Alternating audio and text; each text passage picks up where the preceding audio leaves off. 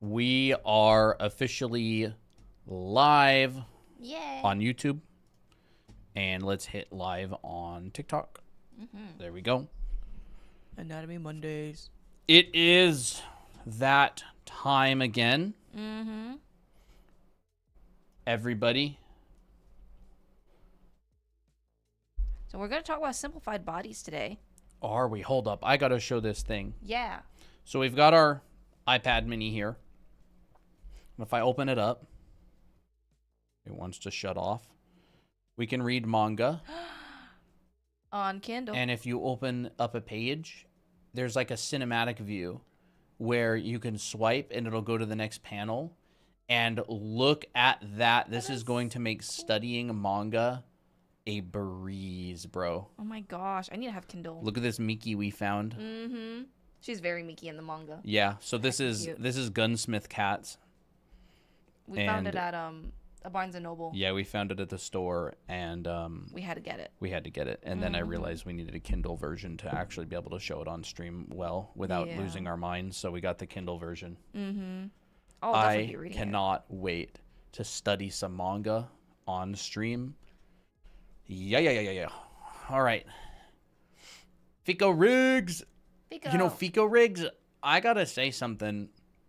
We were looking at our stream analytics, and you are like the #1 viewer. You have the most watch time out of anybody. You have like 10 more hours than Dahlia, which is wild That because is Dahlia wild. watches every one of our streams. How is Yeah. that possible? Hey, Salem. Pompoof, hello. Now the cats are getting riled up. Yeah, I'm not even Yeah, kidding. I know, Dolly. I was like, bro, they got longer watch time than Dahlia does. That's crazy. Yeah. How the heck do I... Oh, TikTok Studio. TikTok? They changed this up again. Did I say something weird? TikTok?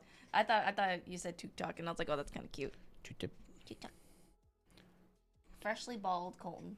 Fresh Fresh boiled Colton egg head. boiled egg head. How's everyone doing today? Viewer insights. Crap. Where the heck? They changed the stinking app stuff again. View all? I don't know. Anyways. Meowdy. Meowdy. You guys are just really entertaining. I like watching your lives. Awesome. Aw, thanks. Well, we're happy to have you here. Yeah. Salem, you've been coming by a lot too, and Lao, as always, you've been coming by until it's bedtime, and then it's like bedtime. You're way more responsible than us. If it's if it's bedtime, It's bedtime. for us, that means like that's literally the same thing as us saying like, oh, we should probably wrap up. That's literally. Bro, we so went true. to bed That is so after true. 4 last night. It was like must It have was been like really after 4:30 or 4? something. Really? College changed me. Ouchie, hello. I was just fighting a cockroach, Lao says. Yucky. I hate roaches. Yuck. So let's go ahead and clickety clack Clickety clack. send the Discord notif back. Today's topic is Anatomy Monday. Yeah, we decided a little while back it would probably be easier for everybody if we just made every Monday Anatomy Day, because we need to practice anatomy and chat wants to practice anatomy, and we can never ever figure out anything to stream about. So now we don't have to Worry about that anymore. yeah, now we don't have to worry about that anymore. Look at this, bro. Okay. Check out what we found at Miniso. A new Kuromi cup. And it has a lid. Has a No lid. more cat hair juice. Mm-hmm. No more cat hair juice. You can drink with confidence. Drink with confidence. Is that wild? We got the Kuromi, the My Melody, and the Cinnamoroll. Mm-hmm. I would have gotten multiple. Well, I there's like only getting those 3. multiples. Well, there was the Hello Kitty one, but we didn't really get Hello Kitty. Yeah. You aren't that big of a fan of the Hello Kitty, anyways. Hello, kitty. Hello. Here, there's a lid. A cat hair will magically appear. Don't jinx it. Even Don't if jinx there's it. a lid, yeah, at least not as much cat hair. Mm-hmm. So yeah, we are officially live. We're gonna be doing anatomy today. Mm-hmm. We were out, not all day because we woke up so late, but we were out the whole time we were awake. Yep. And then we got tired, and then we're like, crap, we gotta stream. So I have to be. day has not ended for us yet. I've got to be honest. I think these might actually be my favorite Sanrio cups. They are insulated. They have a handle. And they're glass. They're glass. They have a lid. They hold a lot. And they're really cute. Mm-hmm.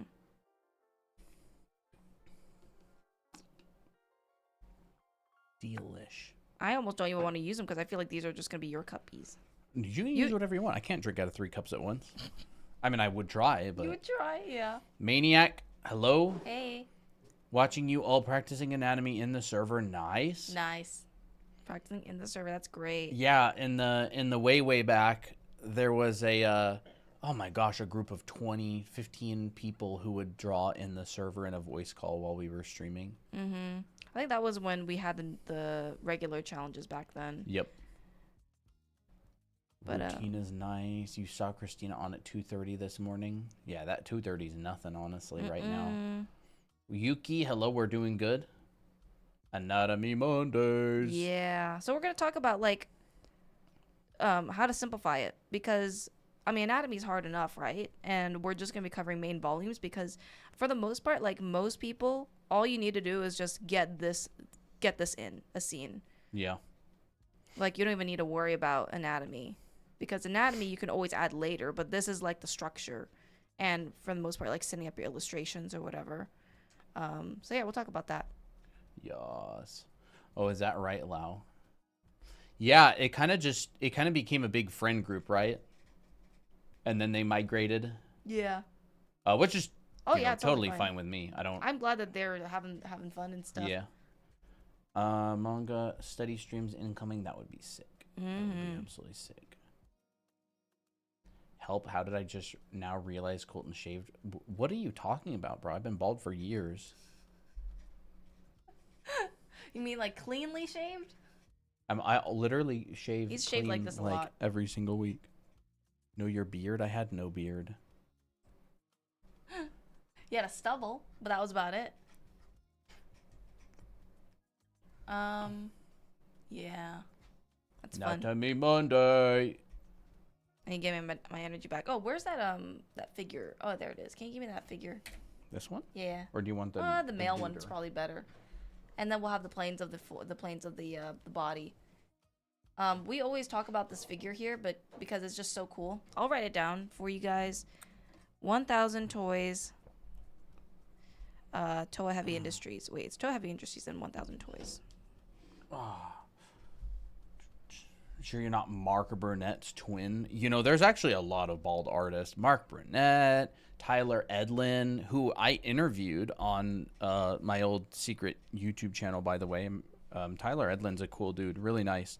Bro, that guy's so fit. He is ripped. Really? I didn't know Yeah. that. Like, oh my gosh, bro. Tyler Edlin, he, like, started getting into, like, working out and health and stuff, and he became, like, mega ripped. Like recently or just? A couple years ago. Oh, okay. That's fun. Yeah, cool dude. I think he has a couple kids.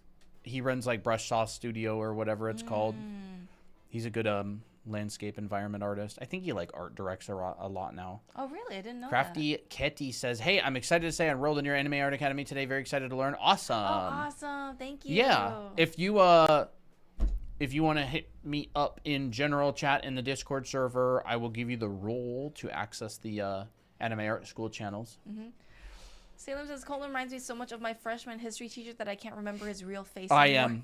am. You don't need to remember. You can just remember me. That is so funny. Yeah. Mark Burnett's funny. I don't really watch much of his content, but I like looked a little bit at it in the past, and he's good. Yeah. He's good. He's good stuff. High level. That man can draw. Mark You know Burnett? another channel that I've seen recently that's actually looks pretty good is Broken Draw. Really? Yeah. I was looking at a little bit of this stuff. Like, almost like a Gene Bond type, like just kind of raw drawing ability, like really good spatial drawing awareness. Good stuff. Maybe we'll try to hit them up sometime and see if they want to come on for a chat. Oh, that's cool. I'm just trying to make it like an interesting pose. Stubble, Maybe I'll do like a kicking pose. So this Anatomy Monday is, as Christina said, going to be more focused on simplifying the figure, because anatomy is great and all, but if you don't have a solid structure to put that anatomy on top of, well, it's gonna look like weird. Failed human transmutation from what's it called? Full Metal Alchemist. Oh no, that's horrible. You get a bunch of muscles, but not a lot of life and structure. Yeah, they'll kind of look like how do I even draw like a person just with the muscles? You can't. I can't. Like, I'll know where they're placed, but like, so I mean, but in the end, like, they have to have a structure to be put on, right? Mm-hmm. I feel like there's just multiple ways that I've seen torsos and all that stuff be broken down. Like, I'll see torsos that kind of mimic a bit of the rib cage and the bit of the traps and the neck hole, and the top part would look like this, and then the bottom would kind of be like this, like round middle, and then the bottom would be like this kind of underwear shape. I've definitely seen this before, which I think is quite useful. Yeah, a lot of really effective ways to break down the body, Mm-hmm. but they're all essentially doing the same thing, which is like giving you proportion and volume in three-dimensional space. Yep. And how you want to do it is more up to the individual. Mm-hmm. This is the name of the figure. Toe Heavy Industries, 1,000 toys, the 1/12th male, the 1/12th scale male figure. Is this Procreate? Yes, it is. You guys ever do any anime cons? Be neat to see you teach a panel. I'm teaching a speed painting class at Iowa Anime Weekend Atlanta this year. You guys should apply. That's for fun. panels. No, Oh, we that's haven't fun. done any panels or anything. I would be totally fine with it, honestly. Yeah. I'd be okay with it. I mean, like, we've taught classes and stuff, but we haven't really done any cons. We've been thinking about getting into that. Yeah. We walked around, what was it? Fan Fusion Phoenix? Fan Fusion, yep. We went with Dahlia, or we met up with Dahlia and walked around a bit there. It seemed pretty fun. Mm-hmm. But no, haven't done any panels. I would totally be fine doing it, though. Yeah. That'd be cool. So, I'll also simplify arms in a way that's just like a ball and a cylinder. And then sometimes I'll even like kind of morph the bottom part of my forearm like this. Kind of looks like a little chicken leg. Yeah. I kind of like this breakdown too. It's a good breakdown. Kind of gives like an extra bit of like anatomical information, but it's like still very simple. Yeah, it's got all that structure. Mm-hmm. And we don't talk about hands just yet, but you know, if you want to add a hand, you can just add like a little mitten with some extra fingers or tendrils, whatever. What brush are you using? You can get this brush on our link in bio or this website, drawanime.com. It is the green button. This is a Google Drive download, so that's where you'll get it. My voice sounds weird right now. 1 second. Oh.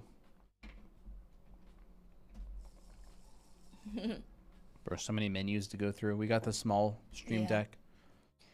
Any tip for brush settings? I honestly, most of the brushes that I use, I always just use the vanilla, like the brush settings that come with the actual brush. So I have no clue. I don't know. I would say make sure that your pen pressure is on, like your stabilization is good. Your stabilization is good. Your taper could be like pressure taper. Mm-hmm. I don't know. It's totally up to the individual. You're just going to have to experiment. Mm-hmm. I would absolutely recommend using a brush that has pressure sensitivity, but that's going to come with, like, if you're using an Apple Pencil or a pressure sensitive pen. Yeah. But even then, like, you can draw with a mouse. That's true.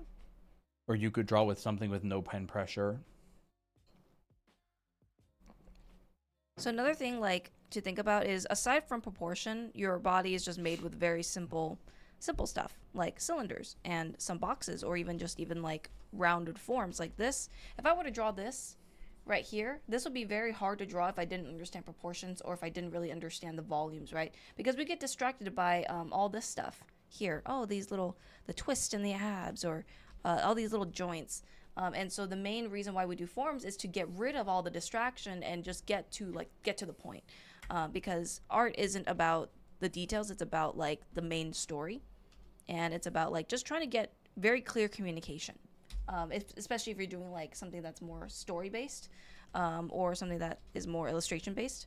You gotta be very clear. So like if I were to take a look at this pose, I wouldn't even bother with all these little bumps and ridges. I would just think, okay, what's the torso doing? Is it twisting? Which would look like this. So you can simplify a torso just by changing the center line. This outline can look the same for every torso, but once you change the center line, it can look completely different. Colton's taught this before, where he takes torsos, 4 different torsos, and adds different center lines onto them. You know, you can have one that's like this. Oh, we got a torso bending forward. We can have one like this. Oh, torso standing a little bit straighter. We can have a center line like this, where it's twisting, where the rib cage is facing one way and the pelvis is facing another, and then vice versa. Really simple. And so like if we take a look at this torso, it's this right here, but just turned to the left. And it's a little bit twisted as well. I would say actually it's more on the twisted side. Like maybe this kind of. Yeah, a little bit. A little bit more twisted, but it's also kind of bent. And by the way, it's not these 4. It's these 4 and any range of them. So it could be a little bit of twist, a lot of twist. There could be a bend and a twist. Yeah. That's what can make poses kind of confusing. Because like to me here, there's a combination. There's a torso that looks like this, but it's also kind of like bending a little bit. And so that's where you kind of have to finesse it a little bit. But, you know, we can start just somewhere. It doesn't have to be super accurate right now. We can say, okay, I want my torso to look like this. And if I know the proportion, I know that this whole thing is just 2 sections. It's like a rectangle that's just split in half. So I know that this halfway point is the bottom of my rib cage. And then down here is where my pelvis is going to be. Your neck, you know, sometimes your head can actually overlap your rib cage a little bit. So that's what can be confusing, is because your neck moves like forwards and backwards. And if your head is moving forward, you'll get this overlap. And then you'll get a very, very small sliver of the actual neck. Sometimes you won't even see a neck at all. But you know, that's just the concept, right? You're trying to draw dimensionally. The box method is okay to try out as a beginner. Oh yeah. I don't know what. I mean, do you mean like simplifying? There isn't really a box method. It's just people simplify things as boxes because boxes are extremely clear in perspective.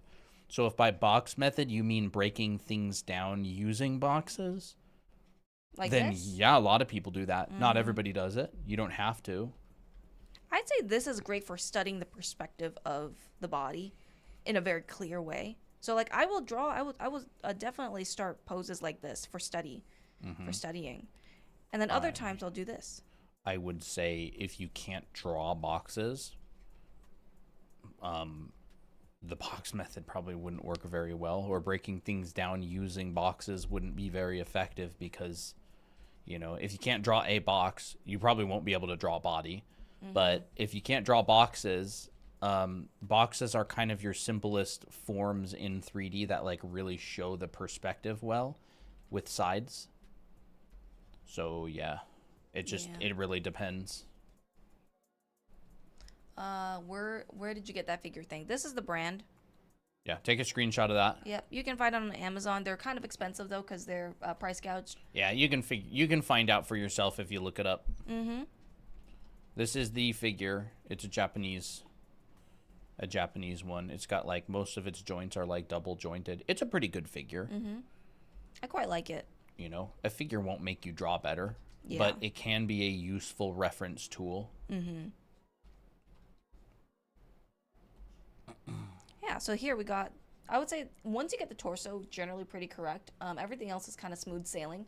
After that, all you have to do is just kind of make sure that your legs, depending on the pose, looks proportional to the rib cage, but we don't have to worry about that too much.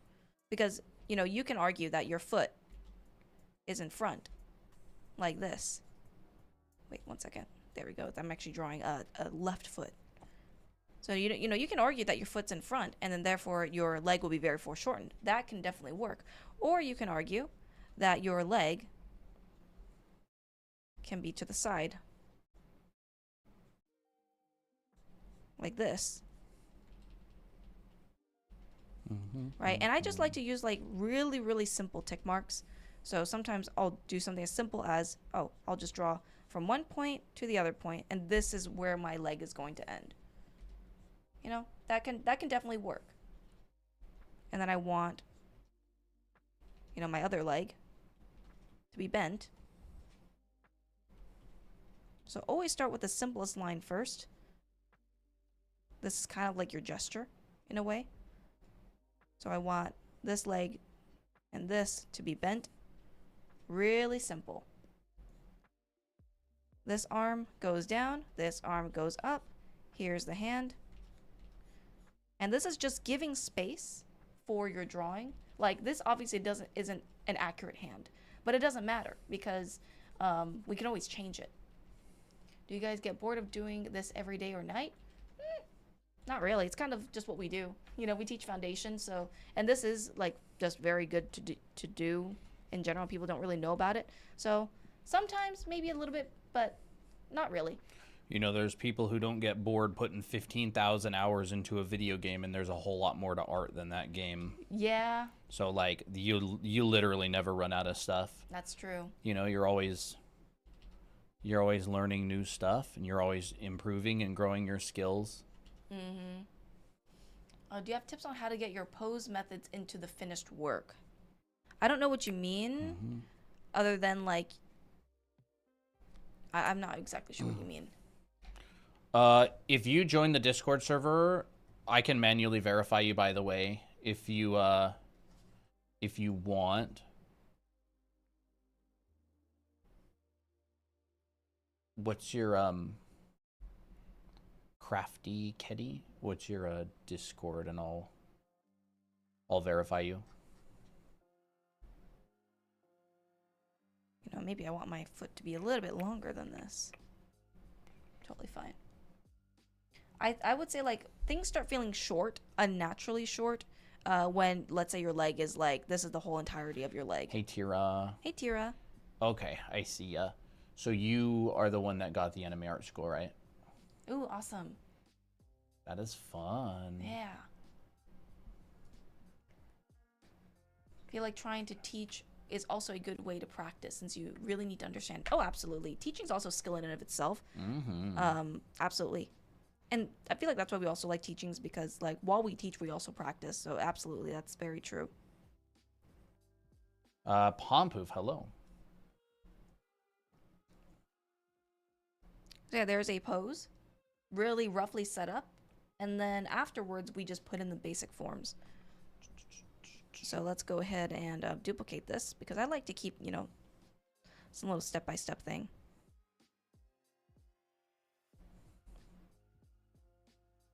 And then we can erase. Wait, Crafty Kitty, you said you got the anime art school? That was right? Yeah, teaching is a really good way to make friends, give back and practice what you've learned and, test yourself to see if you really have learned something. Yeah. Yes, okay. Awesome.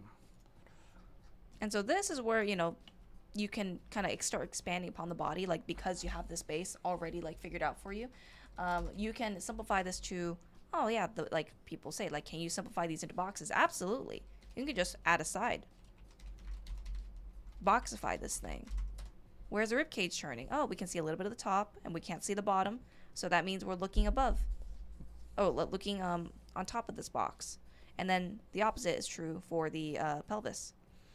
Okay, couple questions. Are you live every day? No. No. This week we will be live pretty much every day except probably Thursday, but we might do a cheeky late night stream.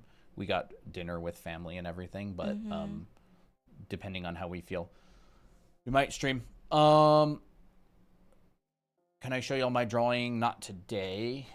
Occasionally we will do art reviews and stuff like that, but we're not doing that today. Do you have tips on how to get your pose method into the finished work? Not really sure what you mean exactly. Phone doesn't accept the Discord link to Scrabs. If you want to tell me your Discord username, I can manually verify you as well. Make sure you're in the Discord, by the way.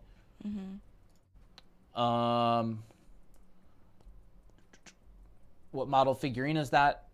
It is right here. You can screenshot it. Toa Heavy Industries, 1,000 toys, 1/12 scale male, and there's also the female one. The female one looks like this. It's great. It has multiple sets of boobies. Oh, that's right, it does. That's funny. Which is weird, right? I mean, great for it's reference. useful. And it has hair as well, which the male doesn't have. The male also has a robot face, I think. How'd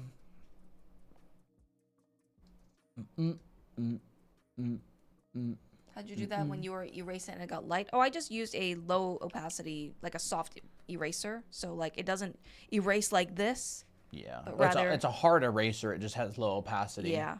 Yeah, exactly. So I just have a light, like a light Which is eraser. weird, right? Yeah, totally. No, it's not weird. They know what they're doing. What? Toa. Oh yeah. They know what they're doing. They do. They do. Can I make a cartoon with this? No. What do you mean? I don't know. With this, Can you this stylize right here, this no. into a cartoon? I mean, that's Yeah. that's up to you. Yeah. With this knowledge. Yes, absolutely. Knowledge. Yeah. Yes. Yeah. I mean, like, if I want this to be more cartoony, I'm like, okay, big head, simple body, you know, stubby legs. Depends on what you mean by cartoony. This is like just pretend, you know. Big hands, perhaps. Yeah, you can totally change it. It's fundamental knowledge. So like I can literally turn this into a chibi or whatever cartoony character that I want. You know, hey, just got this brand new Toa Heavy Industries figure, but you know what I like more than this figure? Knowledge. Here you go. So iconic. It is. Hundreds of millions of views on that going around the internet. What brushes are you using? This one right here. This one right here. You can download it on our site or in our Discord server. So there was one question, what helped you the most when drawing bodies? And someone else, I think, said, what helped you the least? What helped the most is, like, figure drawing. Lots and lots and lots of figure drawing. Literally nothing will beat just drawing a bunch of people over and over and over and over. I used to do 30 minutes of a minute and a half poses as a warm-up, and then I would move into like 5-minute poses, take figure drawing classes, but like literally nothing will beat just drawing tons of figures and focusing like holistically on the character, not getting wound up in little details and muscles, focusing holistically on the figure, the pose, the volumes. Anatomy many times is just seasoning. Oh, that's a great way. That's how Ramon explains stuff. Like, anatomy is seasoning, but the figure, the pose, the volumes, the gesture, that's the core. That's the structure of what you see. Anatomy is like a little furikake on top. Yeah, furikake. And it's seasoning. like, yeah, everybody pays attention to it because it's like a little detail. But the detail doesn't make the thing. Yeah. The structure makes the thing. The detail, like, kind of links it together. And what helped the least? What helped the least? Nitpicking really specific details. Yeah. It's like this underlying structure. I think another thing that helped me the least was trying to wing it, meaning like go in with no help at all. But yeah, that's just another one of those things. Yeah. Knowledge and Lamborghinis. Yeah. You know, as much as people clown on Ty, his content's great. It's part of the reason we have 200,000 followers on TikTok. Like, oh my gosh, one of his things went into personality typing and how to make content considering different people's personality types. That was a game changer. Once we started thinking about that kind of stuff, and Charlie Munger's 25 cognitive biases, I learned about those from him. But we started getting millions of views on our TikTok videos after we started applying that kind of stuff. Yeah. But he is like, he's got really, really ridiculous content, right? Like, he's very controversial and ridiculous. Charlie Munger, I didn't hear the other name. Charlie Munger's 25 cognitive biases. That is like one of the big psychological principles if you want to get content like going viral, because like people have like kind of pre-programmed things in their brains that like is biological, right? Like people want things to be fair, or people want justice. Yeah, people want justice, or people want to believe someone they like, and they want to, people want to like someone that they already like, and people want to dislike someone that they already dislike. And but Charlie Munger was he's old school. Like, he's been around for a long time. Yeah. I would definitely look into those if you guys want to make content. Do we have that book? Or oh no. It's just a list. It's just a list. Yeah. You can find it free online. What are we learning? We're learning how to simplify bodies. We've already drawn a few, but just kind of going over multiple ways to even like simplify poses like this.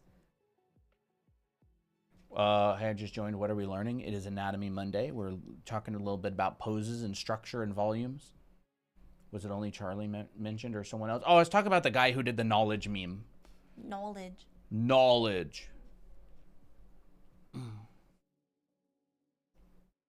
I remember he talked about Charlie Munger a lot. Yeah. And Charlie Munger's, great. Like, he's got good stuff. Poor Charlie's Almanac. I remember there were some questions that we've gotten throughout our streaming that asked about how do I use reference, and how do I make it different from the reference. So like one thing that really helps is if you know the foundation and you know how to modify things, you can take like a base reference like this. Like, let's say this is a still image, and but I want to turn it a little bit. So like I can do this in my mind where I'm like, okay, I'm going to use this as a base, but I'm going to tweak the torso a little bit more. So like typically it's like this, but notice how different my pose is, but I'm still like referencing a similar thing. I think that's always kind of interesting. So I can get a similar pose, but just maybe change the angle a little bit, and that helps with a lot of foundation. Do you have tips on how to get the simplified pose into the final pose with the line art and sew? I think you'd start with the simplified pose, yeah. Yeah. Like you would start with it. If you want the skeleton to be in the final, start with the skeleton. Like it's certainly not an afterthought, because it's structural element, right? It's like you don't build a house starting with the picture frames and then try to put all of the concrete and boards and structure after the wallpaper and picture frames and everything, Like, that is the structure. It's like the skeleton of the pose. Yeah. So if you want it to be in the final piece, start with it. Because like the end goal is like starting and then finishing, right? But your starting point is still going to be there. Like, this is my starting point. This is kind of like the skeleton of my pose. And all I have to do is, once I like it, then I just refine it, right? It's not going to disappear. It's only going to disappear when you start changing things. Like, if I want my main illustration to be this pose, and I start going like, oh, well, okay, I'm going to put this like huge shape right in front. And then I'm going to smudge everything and paint over this whole thing. Then, you get it, the pose is lost. It's not there anymore. So like the integrity is to just keep this as a main focus, if that's what you want. Like, don't have any distracting elements that take away from the pose or just obliterate the pose entirely. And and there's also like a concept of like plussing, right? Like, yeah, you have this pose here, but like you can always improve on it and add more to it that can like help with the vision. So I will duplicate this just in case if I mess up. Duplicate.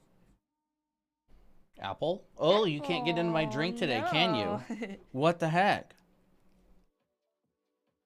What is a good app for beginners to draw on? Anything that is available to you? Yeah, literally anything. Anything. I mean, like, just start something with something free. Like, Krita's free. Ibis Paint is free. There's a lot of free apps out there these days to just try. So, and, as you continue doing, like, digital art and stuff, you'll learn how to use the program. And most digital art programs have a very similar, like, way of being used. Like, they have a very similar UI. Yeah, they'll have layers. They'll have brushes. They'll have all this stuff. So yeah, my cat was in the tuna can. Oh, that's cute. I can't figure out how to apply the same method to humanoid or human bodies. I can post them in the Discord if you are interested in seeing them. In a similar way, how I simplify poses and bodies for wolves and dogs. I don't know where you're reading. Oh, it's on YouTube. Oh. Yeah, I think there's definitely some similarities with drawing humans and animals, but like their proportions are different, right? You can't necessarily use the same technique. Like you can use similar techniques, but they'll have different shapes and stuff. So like here is where I can continue adding on to this pose. Like, oh, I want this arm to be a little bit thicker maybe, and add a little bit of anatomy on top. But I don't want this guy to be too muscular, so I'll only add like just a tiny bit. But I'm using this same structure in my drawing. I'm just adding more stuff. Yeah. It's like you have to art direct your own artwork. What are you going to leave in? What are you going to simplify? What are you going to, leave out? Mm-hmm. It's like a design type deal where you're thinking, does this next line I'm adding contribute to the message? Mm-hmm. Every single line you add, is this going to contribute or take away? Is this giving or taking? Mm-hmm. It may be a line that reinforces the form. It may be a line that improves the silhouette. It may be a line that, shows the side of the box, which would be like reinforcing the form. It may be a line that like gives energy. Mm-hmm. Or shows a bit of like, oh, where's the side of this box right here? So like you can add a bit of a rib cage muscle or something, or rib muscle. Well, here's the center line. I think it's very important to add a center line of some sort, and that's really apparent in like the pec, the center of the pec, and the belly button. If you don't add that, or if you don't even add a belly button, it's really hard to tell where the center is. My hands are getting better from watching the stream. That's good. The Freerin angle. I got you. If you want help with the Freerin angle, just take a picture of this. Yep. This is a head that we made and printed. Something probably like that. Oh, that's good. That's a good angle. There you go. You can take a picture of that. There's the Freerin angle. That's good. It will no longer be called the lower head angle. It'll be called the Freerin angle. Yeah. And now you can always go back and watch it on the YouTube as well if you lose the reference. Mm-hmm.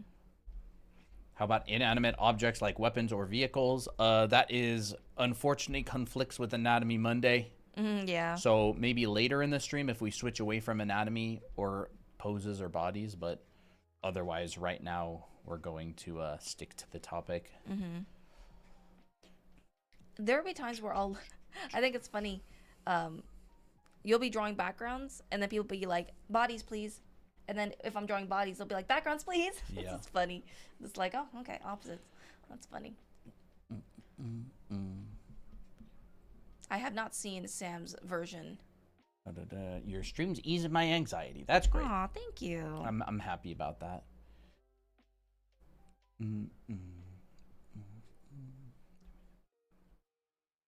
Do you have any tips for drawing hands for beginners? We have a couple TikToks on hands if you want to go check those out. Mm-hmm. And my wooden mannequin. Nice. Nice. Those are good.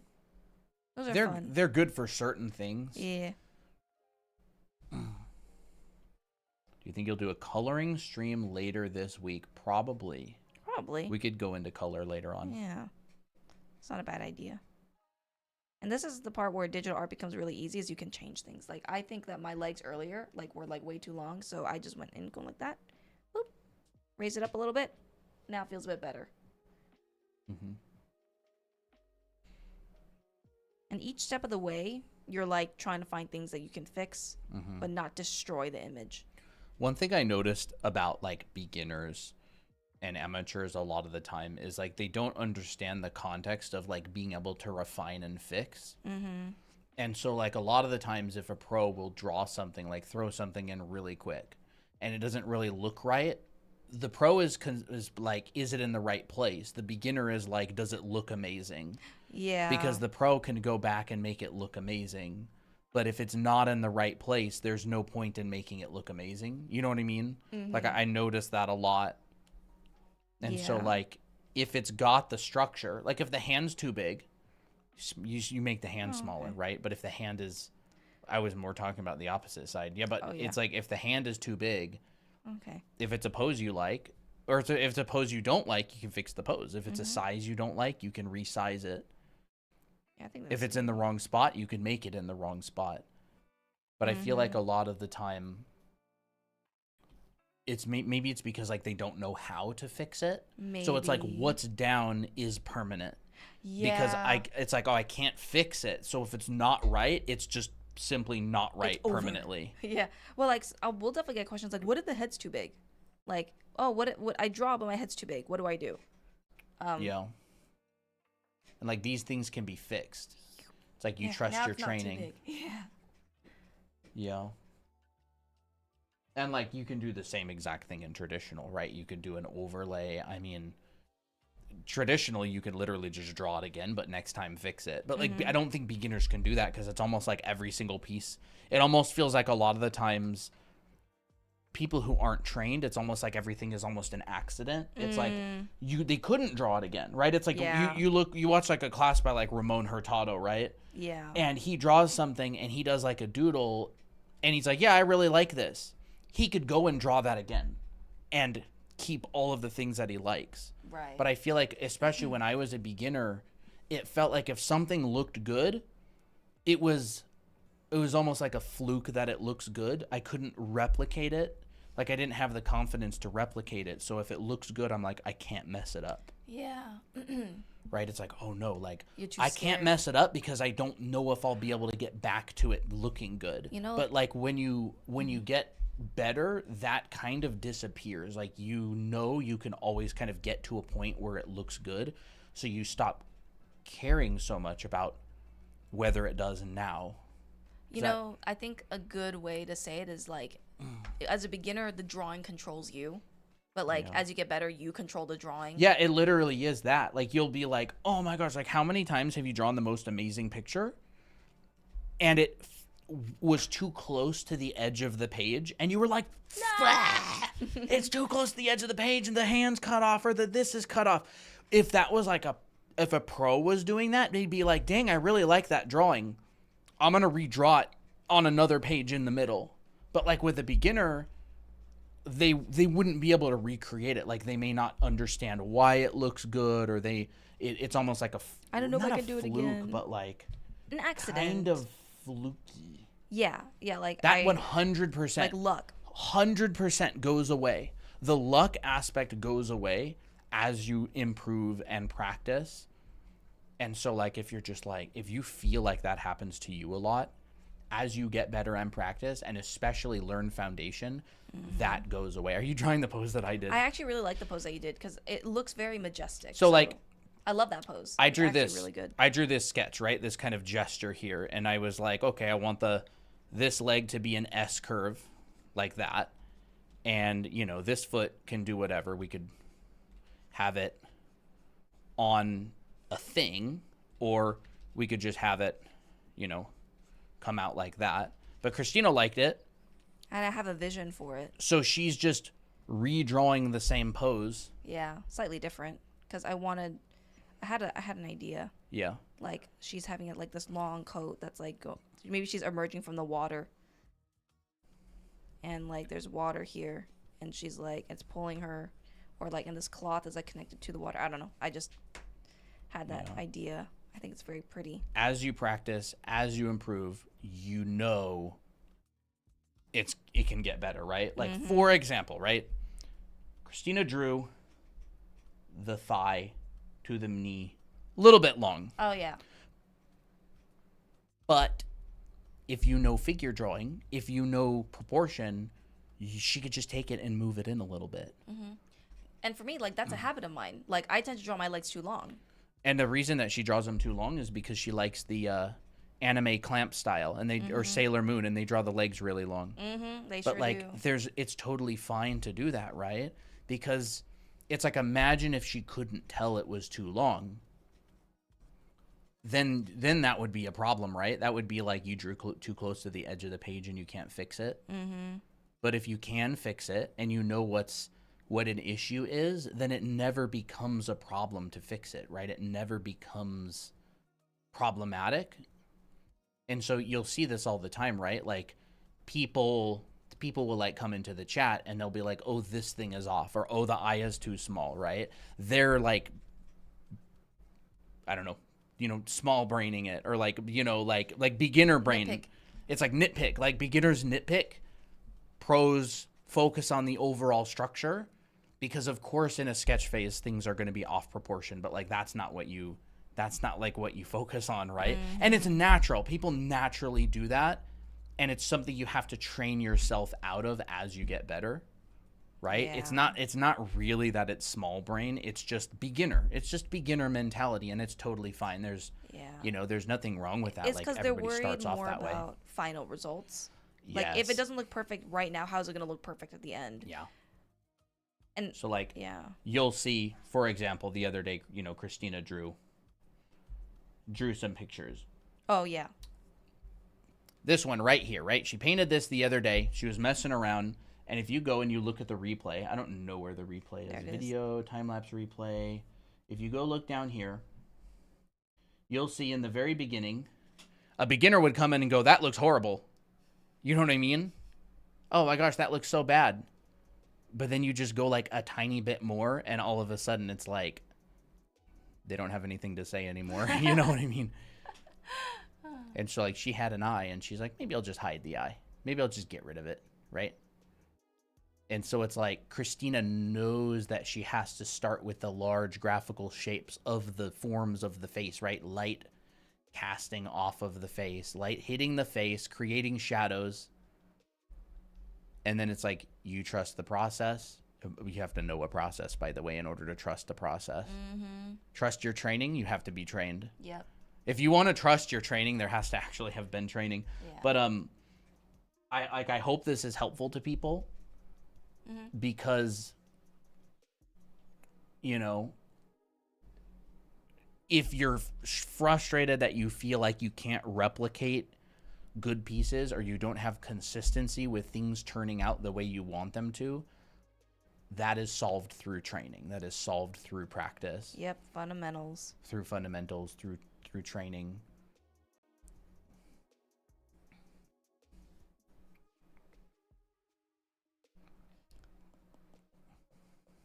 Ooh, that's fun, Salem. How do you get your drawings to stay in perspective without using boxes? There's like guides. Like you would still have to understand boxes and how to draw them, and like because you basically start seeing invisible boxes. Like when I'm drawing a pose, this is what I see in my brain. I see this. Well, she sees a horizon line. Oh yeah, that's too. But like I was more talking about the lady, but yeah. Oh, okay, yeah, that's right. That's like, I see this. Yeah. When you draw enough boxes and objects in perspective, your hand naturally, it's almost like it snaps to perspective. Your hand naturally wants to draw in perspective, and it feels yucky if it's not in perspective. That's like all I can say. It's like if you draw something, a body, a torso, whatever, it gets to the point where you just kind of feel it. You train enough that it becomes kind of instinctual. Yeah. Ooh. that was really helpful. Sometimes I feel like my mind is my worst critic. Absolutely.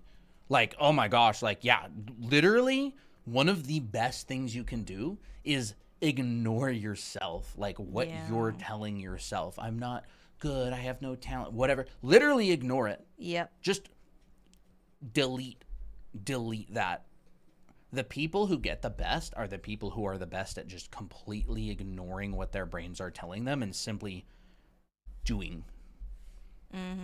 It's like the overthinking part, right? And over implies too much. Thinking is not bad. Overthinking is not good. Why? Because it's too much. It implies too much. It's like overeating or over drinking, right? Over is like, eating is not bad. Drinking is not bad, right? Yeah. But it's like, oh, too much. Ooh, wait, that cut line looks like one of those, What, that? yeah. Oh, you mean like armor? Yeah, the helmet, like the Roman. Happy accident. That's kind of fun. Okay. Hold up. That could be cool. That could be cool. I don't know what it looks like, but I'm going to guess it's kind of like this. Spartan thingy. Is it Roman or is it? I think like different countries had versions of it, right? What is that called? I don't really know what it's called. I don't know what it's called, but I'm keeping it because you wanna. I do want to. It's kind of cool. It's kind of you like definitely have to find some reference of it. Like, oh yeah. You've never drawn one before. I never drawn one before. Spartan helmet. It could also just thing. be like a crown that has that shape. Yeah, we got one of these. Okay, so there's this one. That's kind of cool. Yeah, I'm kind of going for like a goddess vibe. Spartans were Greek, right? Was it Greek? I think it was Greek. What were Spartans? Sorry, Greek Spartan helmet. I thought so. My history is not is not very good.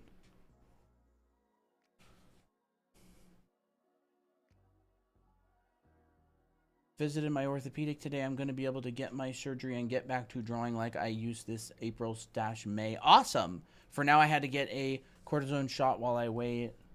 Okay. Is there a particular way you should hold your pencil? Heard about the tripod grip getting roasted for some reason, but I don't know why. It's more what's comfortable. Look, there's this guy out there. His name is Ian McKay? Ian McKay.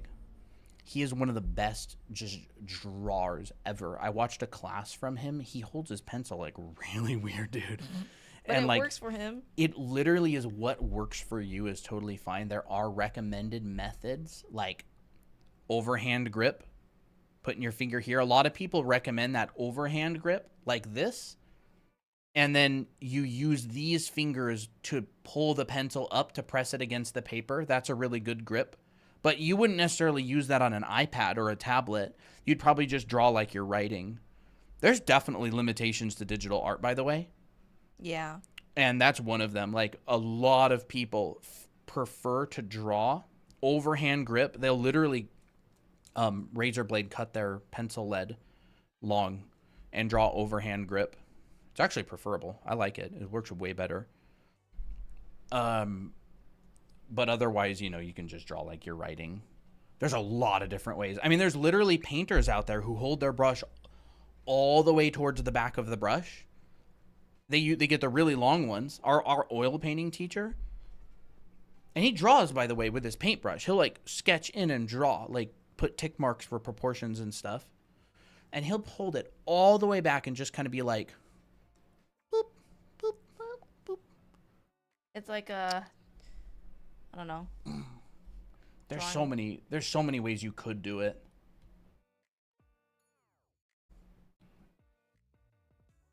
I literally draw with a mouse sometimes because it gets me out of my head. Mm-hmm.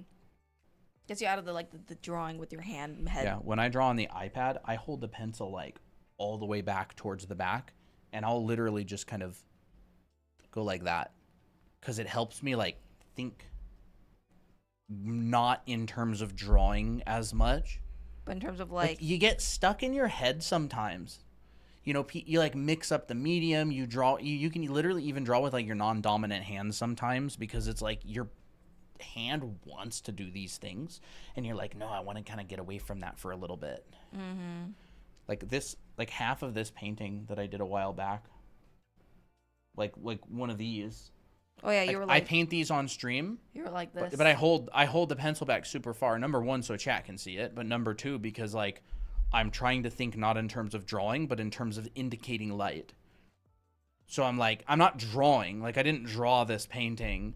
I went like, I want to indicate light here. And I want to indicate light there.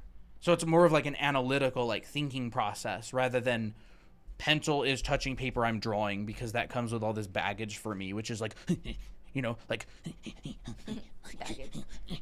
It's like you're only thinking in one way. yeah, like when I draw, my Draw. brain uses like a particular way to draw. But when I go this, I'll go, you know, oh, there's a little bit there. And, okay. There's like a thing there. And yeah, maybe something like that. That feels like a puppy. But when I draw, like I get into like this, you know, like mindset, almost like a groove, and I like kind of mixing that up. So it's totally up to you, by the way. Mm-hmm.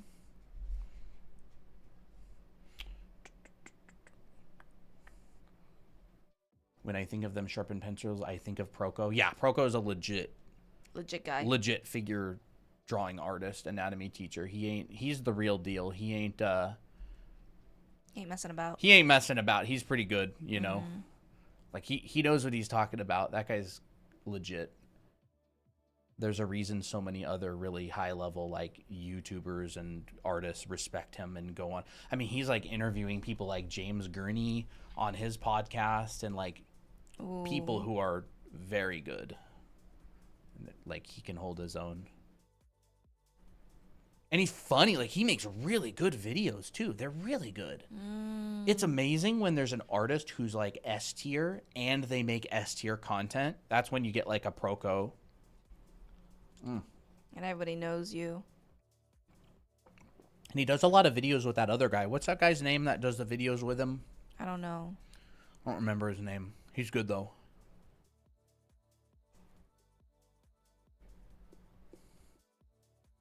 One more day till my iPad Pro arrives. Oh, Sick. that's fun. I bet you're excited. I bet you are excited. There we go. Are we gonna learn lighting? I don't know. We'll see. We've been learning. We've been showing you how to construct bodies in with very simple poses, simple forms. Sorry. No, it's not Marco Bucci, but Marco Bucci's cool as well. Yeah. You know, he's got good color and lighting content. I haven't watched a lot of Marco Bucci though. I need to learn how to hold my pencil further. Maybe I'm kind of doing that. I like to hold my pencil like this. Yeah, and that's totally That's fine. totally fine. It's just, but like I think when I place a little bit further, I feel like it feels more. There's some more control in some ways. Well, I've always been more of a painter. Yeah. I draw like a painter. You do draw like a painter. I draw with shapes rather than lines a lot of the time. Like I can draw too, but a lot of my drawings, you can tell they look like a painter drew them. I think a really good example of that is some of that costume stuff. Like I draw like a painter, and so for example, there's like some of these, and I drew these, but they look like a painter drew them. So for example, you know, why is this so tiny? Hold up.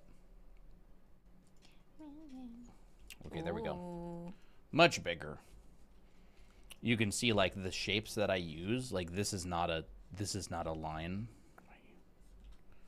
right here. This is more of like a brush stroke, and it's a tapering brush stroke.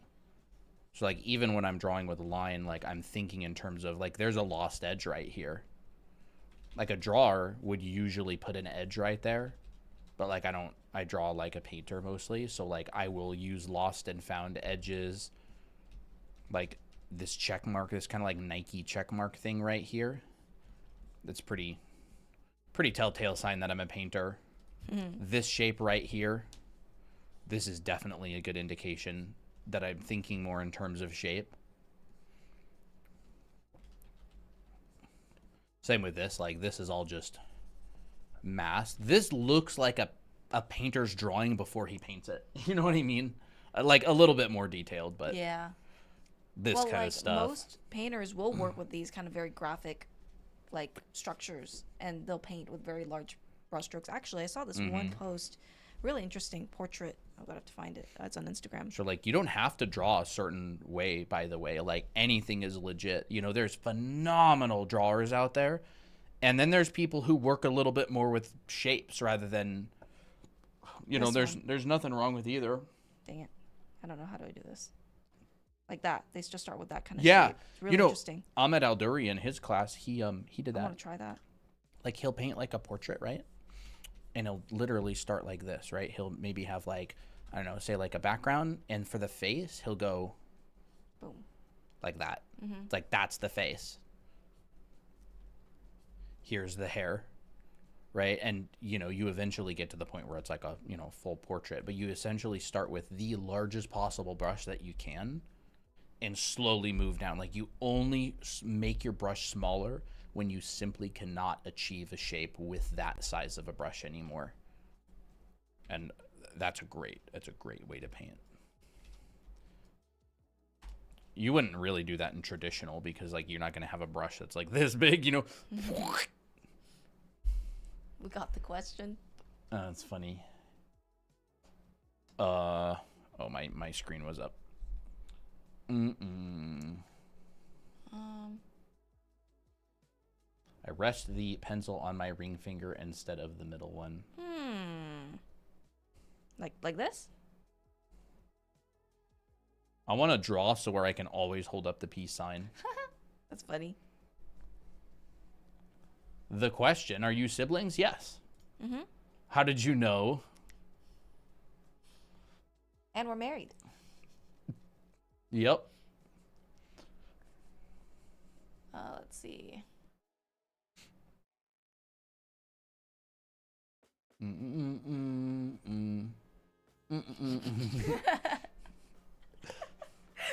we're not siblings. That's wild coming from someone with the username Goonet. Do we even look alike, bro? I'm Asian. You're fair skinned. Siblings and married? I don't know. You know, love finds a way. Actually just got the new Mini Pro A17 iPhone. As soon as it came out last year, I'm loving, but I think I might have learned why everyone says to get the bigger one. I was afraid the bigger one would be too wonky and everything, but now I've used bigger sketchbooks. I just don't care too much. Some people would actually believe that. It's true. Oh, yeah, it's true. Some people would. It is true.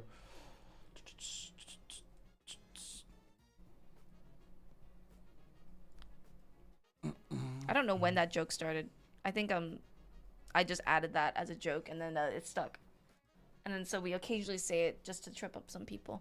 People say siblings or married. What about when we say both? We've definitely had questions like, oh, are you guys father and daughter? We've definitely had questions like that. Bro, people have asked every question in the book. I think half of the questions have been asked by Master Magic himself. Oh. Like, I wouldn't be surprised if Master Magic came in and we're just like, wait, were you guys father and daughter? I forget. He has the wildest questions. Why was there channel on server where I can find past classes? What server? Huh? Past classes? Past classes? What? I don't know. I'm not sure what you mean. Were y'all both artists before talking to each other? Yeah. Yeah. Similar hair. We've got the yin and yang of hair. Are you guys fraternal twins? You know, funny enough, I do actually have a twin, and I have a brother, so I am a fraternal twin. She does have a twin brother. I do have a twin brother. He's not an artist though.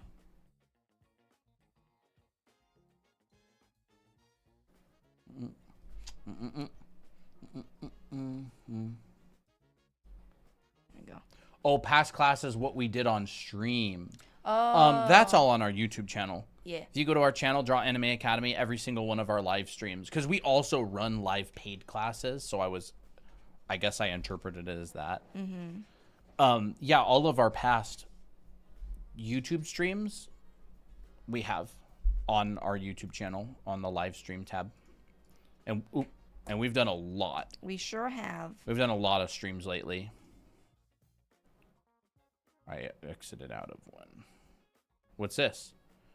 Marvelous confetti. Thank you for the gift. Oh, thank you. Appreciate it. Scenic Scope. Thank you. Thank you very much. Are you dating our colleagues? That is the question. No, we're married. And married. siblings, apparently.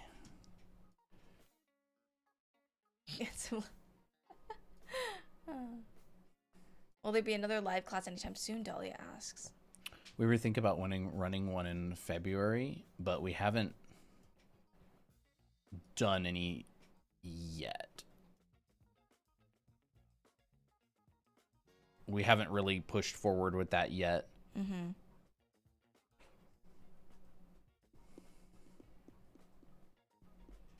What if it'll be kind of interesting?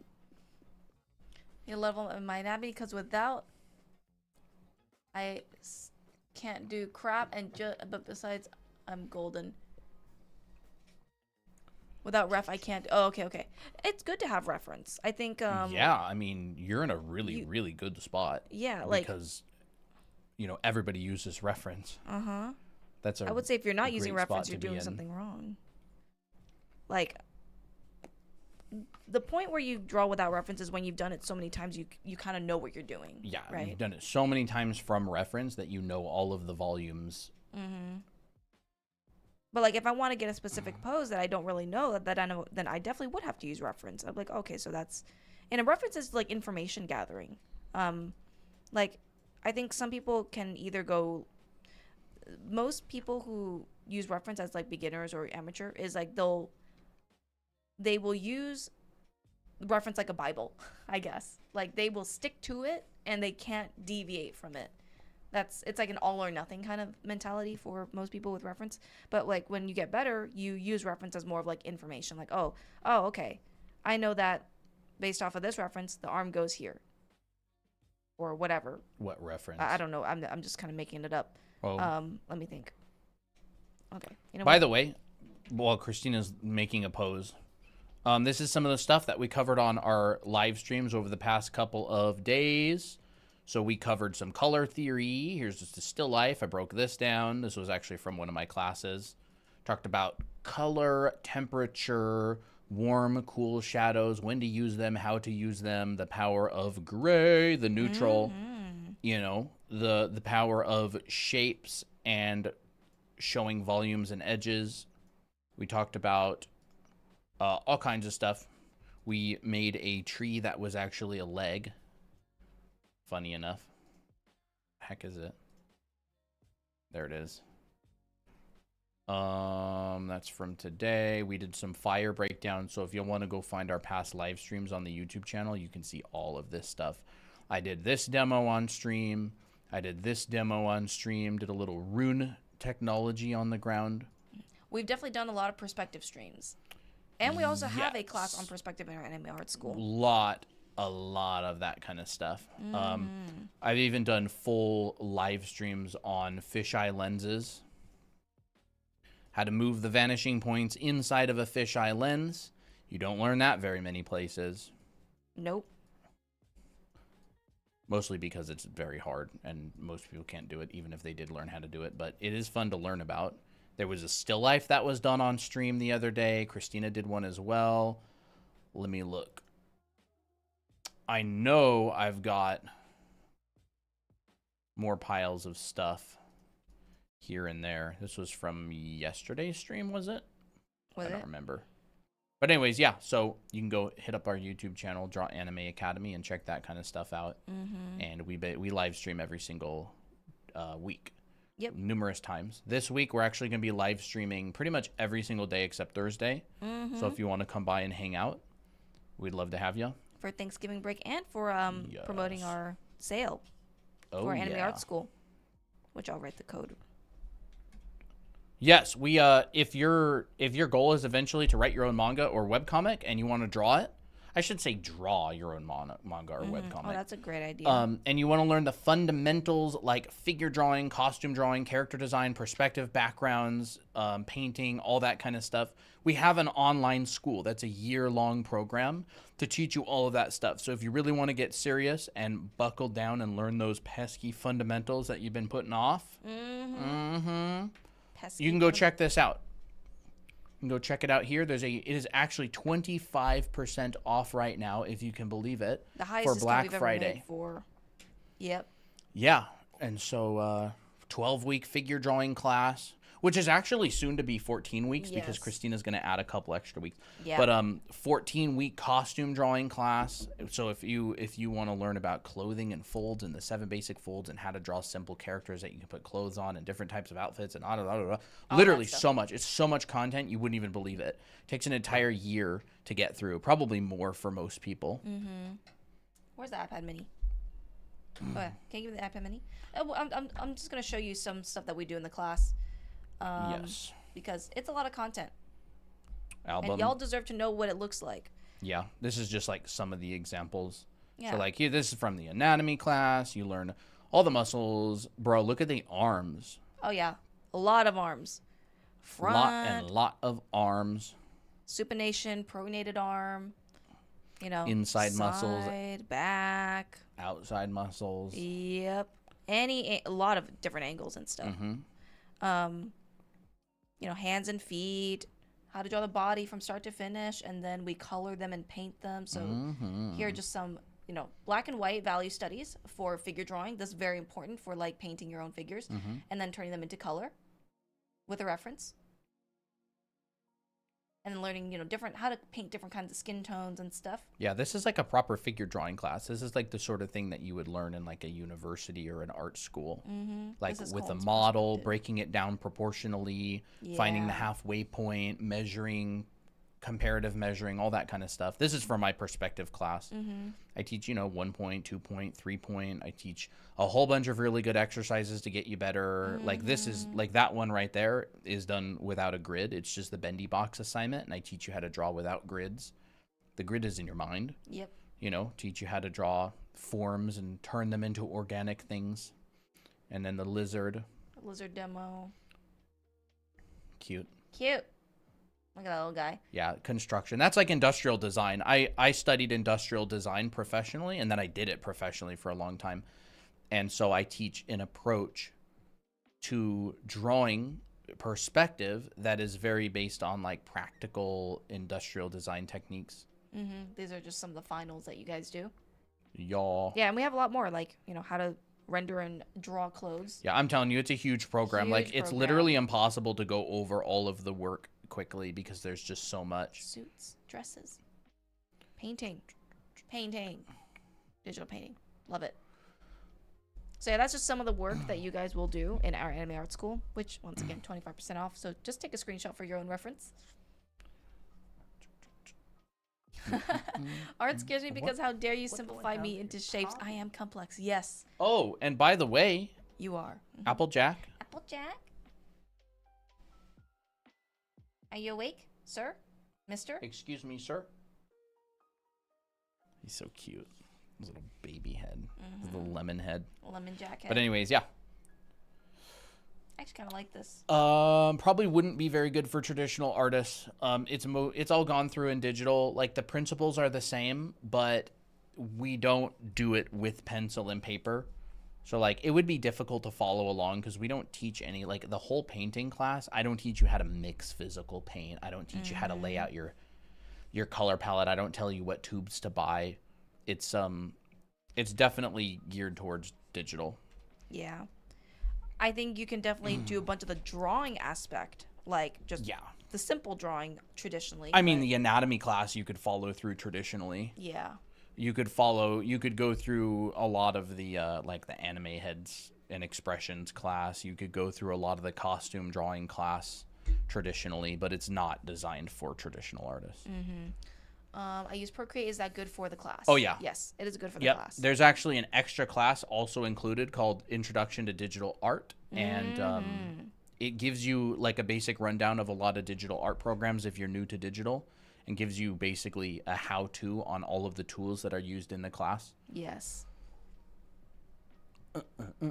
And yes, it's on sale. It's going to end like next Monday in like a Monday. week. So not much time left. And we're going to be streaming most of this week.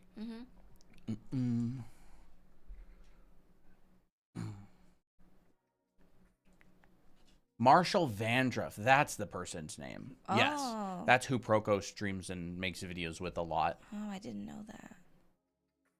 Yeah. I need to actually watch some of Proco's content. Do you do your Painterly class section with CSP or Photoshop? I do it with Photoshop. Photoshop. So in the intro to digital class, Colton goes through like a lot of the Photoshop like mechanisms and stuff, but a lot of those things are shared along with like the other programs, because digital art for the most part is very similar. Yeah, I mean, among the programs. this is how I paint. I've got my color picker. Not on TikTok. Come on. I know. I don't know why it does that. I've got my color picker and I've got my layers, and I literally just take the basic round brush and I paint like this. So like all of this stuff here, there's my basic round brush going like this. Yep. And here's my basic brush doing this, you know. I literally paint like this.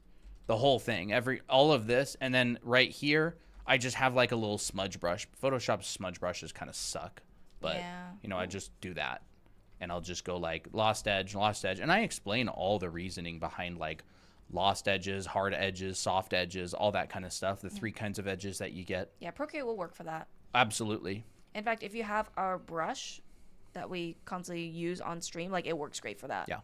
You can see right here, Ultimate Brush Pack Anime Art School. This is actually the brush pack that we give you in Anime Art School. And I use this brush and this brush and a little bit of this brush and a little bit of this brush for the entire painting class. That's basically it. Like I don't, not even in my professional work do I really use anything fancy. You can see every single thing here is just the basic round. All this is just this. That's it. You can see it. That's how I paint. I like the basic round brush. It's great. It's a very powerful, very good brush. But anyways, yeah, and I use color picker. And that's it. Photoshop's natural like color picker sucks. It looks like this. Ew, it's garbage. It has no HSV. It has no hue saturation value slider at the bottom. So this is the Original, bog standard. yeah, this is you, and this is the color picker she tells you not to worry about. So I use this one, but it's just because it's got a nice circle and it's got a nice HSV slider on the bottom. I use the cube. I don't use the triangle. A lot of people like the triangle because it's technically more accurate, because like this is peak chroma, you know, and no matter what color you go to, like if you go to blue, that's dark. That is very If you go to dark. yellow, that's light. This is like stretched. It's almost like the map of the earth. Certain continents get really stretched. This gets very stretched. Technically, blue should be down here. Like Yeah, this value-wise. should be all the way like down here. So this is like stretched. But I like the cube because I've always used it. Yeah, I like the cube too, because I can kind of, I don't know. I feel like with the triangle, it kind of messes me up. Yeah, Whoa, sick. that's cool. That is cool. Bro, what if? Like, What if? just hear me out. Okay. Stay with me now. Okay. It's kind of wild. That is kind of cool. I thought you were going to fill the whole thing with that blue. Oh, that's sick. But anyways, yeah. So that's how I paint, and I explain everything.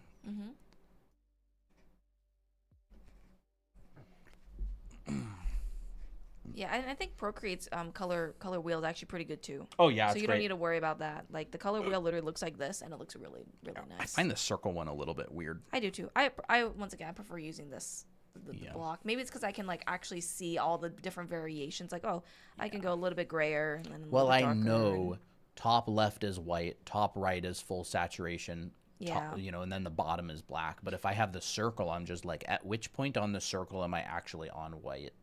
I kind of get confused sometimes. Yeah. That's true. That is actually very true because I'm like, there's like a very narrow area, so I'm like, where is this white or is this white? Yeah, Procreate Can't- would work can't for really that tell. totally fine. Mm-hmm. Oh, thank you, Dahlia on YouTube. That's the link, by the way. Dahlia, our mod, and Star Pupil as well. Mm-hmm. Thank you. Linked the link on YouTube. Love your guys' stuff. Thank you. you. Appreciate it. Do you guys have tips for how to color or color pick? My yeah. art looks dull and rendering is so hard. Yeah. Yeah, 100%. Technically, this is an Anatomy Monday. Well, we did cover a lot of anatomy. We'll get back to it if we feel like there's a fun. I guess I could talk a little bit about color. I think it's good to kind of go off topic sometimes. I'm just going to kind of come back over to here really quick. So there's kind of two things you have to think about. There's the separation of light and dark, which is a value and shape thing, all right? Shapes will always determine your subject matter. And by that, I mean, no matter what color or value you make a circle, it will never be a square, all right? And you go, well, that's obvious, like, duh. But it's true. No matter what color or value you make this thing right here, it will never be a cube. It will never be a face because it's a sphere. And as long as this shape right here is correct, it doesn't actually matter that much what color and value you make it. And it's the same with this. As long as this little moon shape is right, it will look like the thing. And then the second thing is value. So separation of light and dark. All right. So decide what you want to be in the light and what you want to be in the dark. And then the third thing is just as long as there's some kind of logic to the color, you're good. Like, you're pretty much in a good spot. You could go, oh, I'm going to make this green and I'm going to make this orange. Still works. The shapes are right. Ooh, The shapes are right. that's So it looks pretty. like the thing. And so if your colors look boring, a lot of the time there's not enough variation in hue happening, right? So I would say decide, do you want, say, a warm light?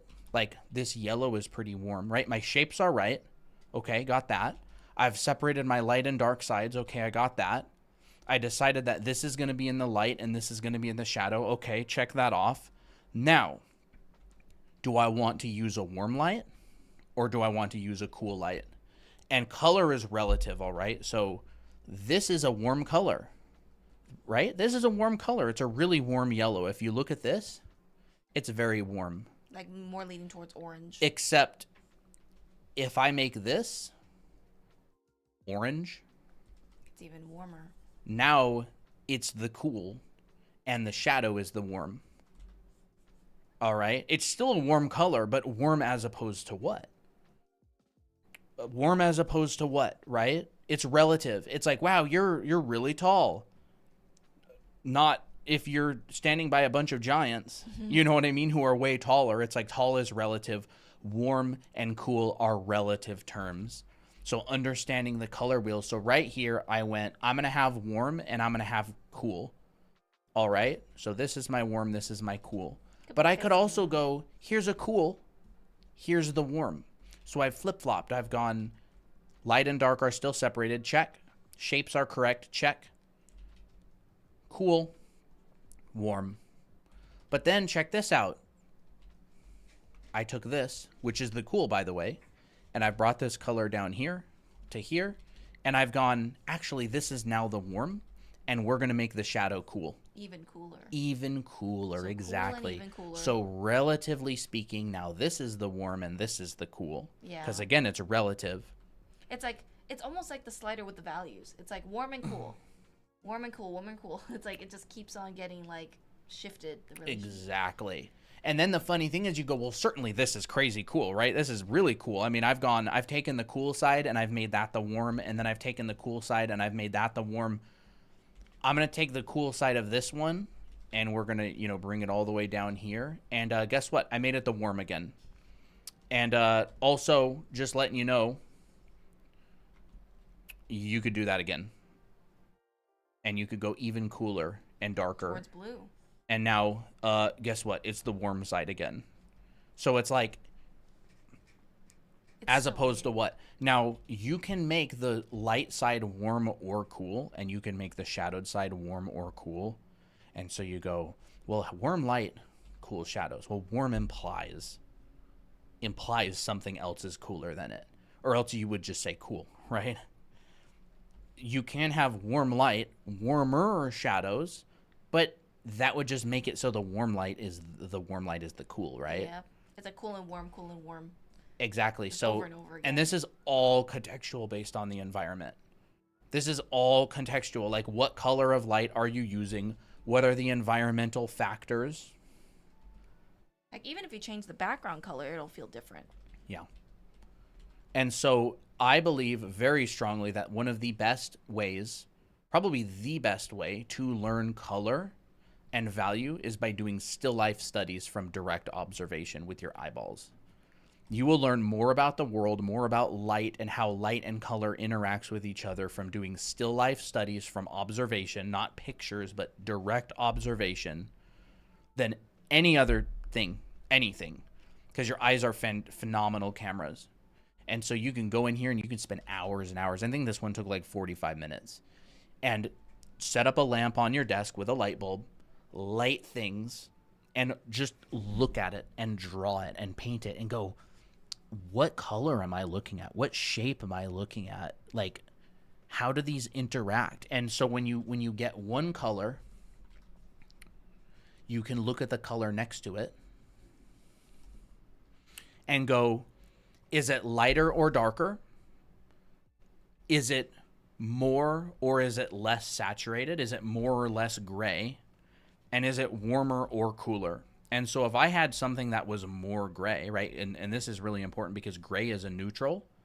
Gray is a neutral, so it's going to look cool next to a warm and warm next to a cool.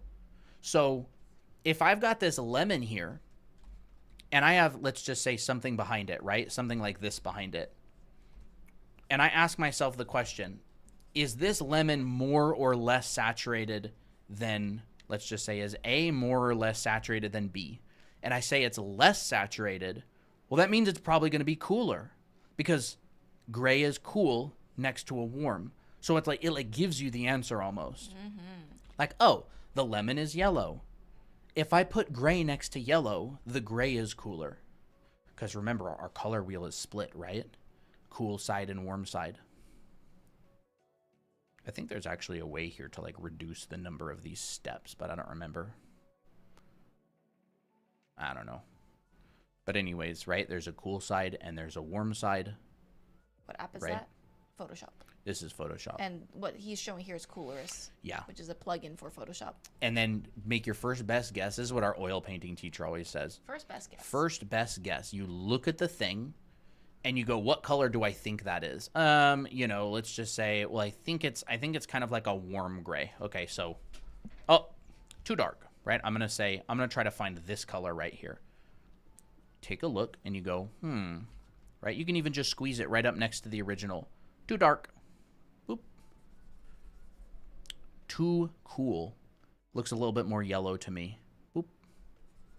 Well, that's pretty close. A little bit lighter. Yeah. Getting there. You made your first best guess, and then you re-guessed, and you compared, and you went, yeah, pretty close. Who says you can't guess again? Oil painters guess again. So is red on hot or cool? That's a fun question. That is a good question, and my answer would be compared to what? Is red hot or is red cool? Is this red hot or is this red cool? Well, let's take a look. Definitely hot, right? Compared to this. Definitely cool compared to this, right? So it's like as opposed to what? Whenever you go, is it hot or cold? You go as opposed to what? Yep. As opposed to what? This is orange is warmer. You kind of get your warmest in like the orange area. Yep. Because I mean, if you think about it, red leans more towards the violet area. Yeah. Like if you put it Yeah. next to violet. Red has It's more. closer. Red, you add a little bit of, the blue. You add a little bit of that blue and it turns more red. So the So, like, orange you can even is just the like warmer. place it like a violet. Like a by violet. Just by the red. You can actually tell that the violet and the red are actually closer together in Yep. terms of like cool and warm. Yeah. Like the purple is very, very far away from the orange in terms of warmth and coolness. So it's like you can think about, okay, yeah, like how do I tell if this one is warmer or cooler? Well, place a really cool color and see the difference. Or Yeah. see the relationship. And this is like just basic color theory. Like you'd learn this in any color theory book or any color theory lesson. I find the issue is a lot of the time it's very theoretical and it's not really it's hard to apply it. So And every a lot time of it's you also in text. yeah. Oh yeah. Learning things from text, learning art stuff from text is a little bit weird. Yeah. But yeah, so every single time you have a color, think about it in comparison to another color, right? Another color. Another color. And these colors have a relationship, right? They're linked in a relationship. And so if you find you have difficulty painting with color, think about the comparisons between the colors. But remember what I said earlier? This comes after the shapes. Because no matter what color I make this vase, it will never look like a lion. No matter what color or value I make this vase, never going to be a lion. Never going to be a person. And then that's determined by the shapes, right? That is determined by the shapes that you see, right? These shapes, the shapes of the light. And what creates shapes? Light on form. That is what creates shapes, the two-dimensional shapes, I mean, right? Like this triangle right here. That is a shape that's created by the light hitting the form. This shape right here, that is a shape that's created by the light hitting the form, right? This little shape right here, that's a shape that is created from light hitting form, right? The light hits the form and the material, and you see a reflection of this yellow down here. And so every time you're painting with color, you're always getting other things mixed in. Well, actually, you know what's interesting? You see that reflection of that yellow, but it's not that pure yellow from the tablecloth. It's not the pure mixed. yellow. It's being mixed with the red, which creates a Yep. more orangish yellow, and it's dimmer. It is red plus the yellow equals a hybrid. And it becomes very, very, very warm, right? And this is the thing. Red of the vase, plus this equals, and you get this really, really hot bounce light on the lemon itself. And you will learn this stuff by doing still lifes from direct observation. You can learn all the theory in the world and read all about it, but if you don't paint real stuff and see how actual light interacts with things, you will not get better at painting. You won't get any better at painting if you don't paint stuff. Like, what does the thing look like? What color is showing up? Do like 50 still lifes, or even just do one still life. You'll learn like 100 different things, right? You just do your absolute best to paint a still life. Like, try to figure out what's happening. Where is this happening? What's that? And you'll learn so much.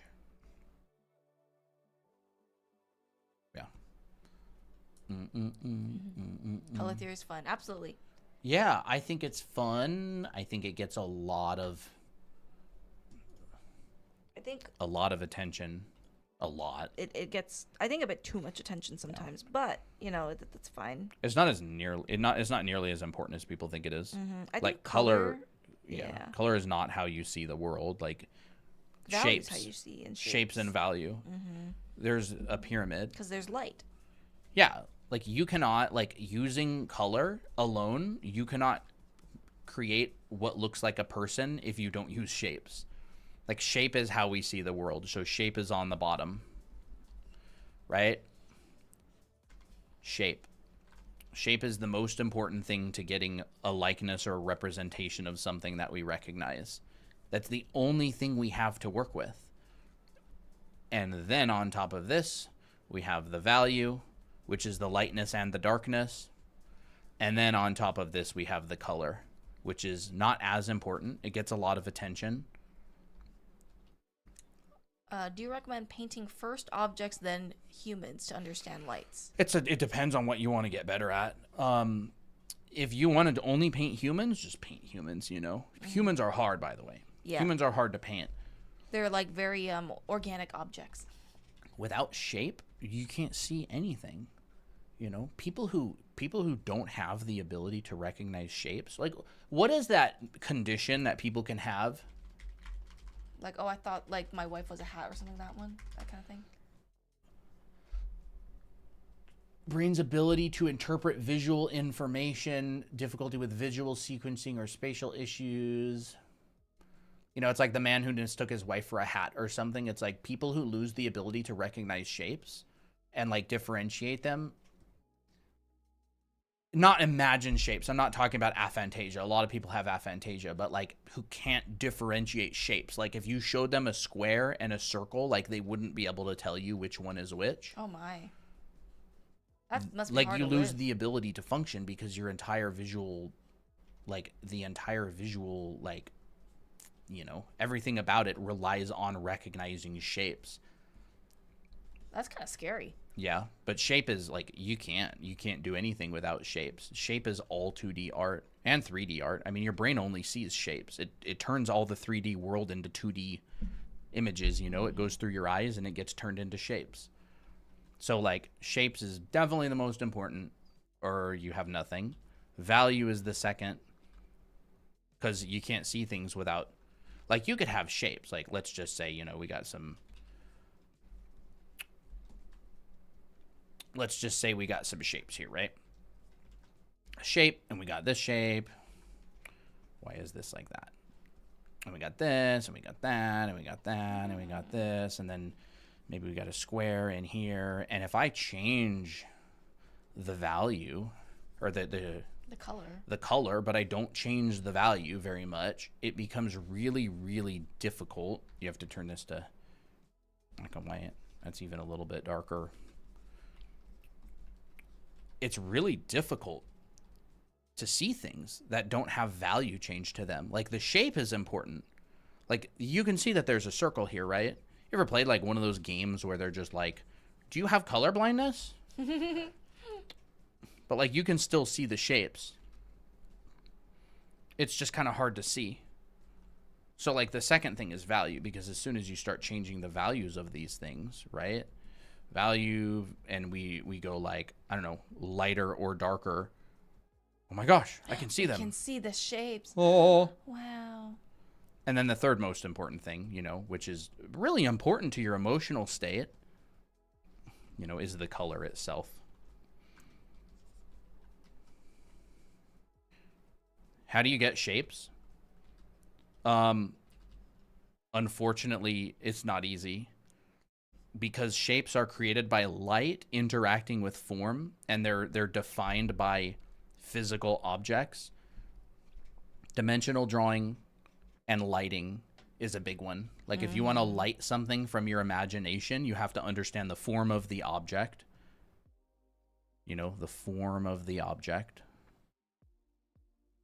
And you have to understand the light hitting the object, because if you lit this from a different direction, all the shapes would change.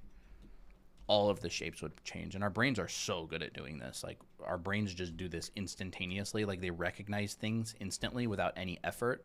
But when you like draw representational things, when you're trying to represent objects by drawing them, like you kind of have to start back at square one, because things that you take for granted that your brain does, like you can't use those in art. You know, that's why drawing is so difficult, is because you're basically trying to reverse engineer what your brain does, like on a psychological level. Yeah. It's very, very, that your brain can calculate things and then make it seem good, but then when you actually do it on paper, you're like, how did my brain come up with this? Mm-hmm. It's just crazy. Mm-hmm.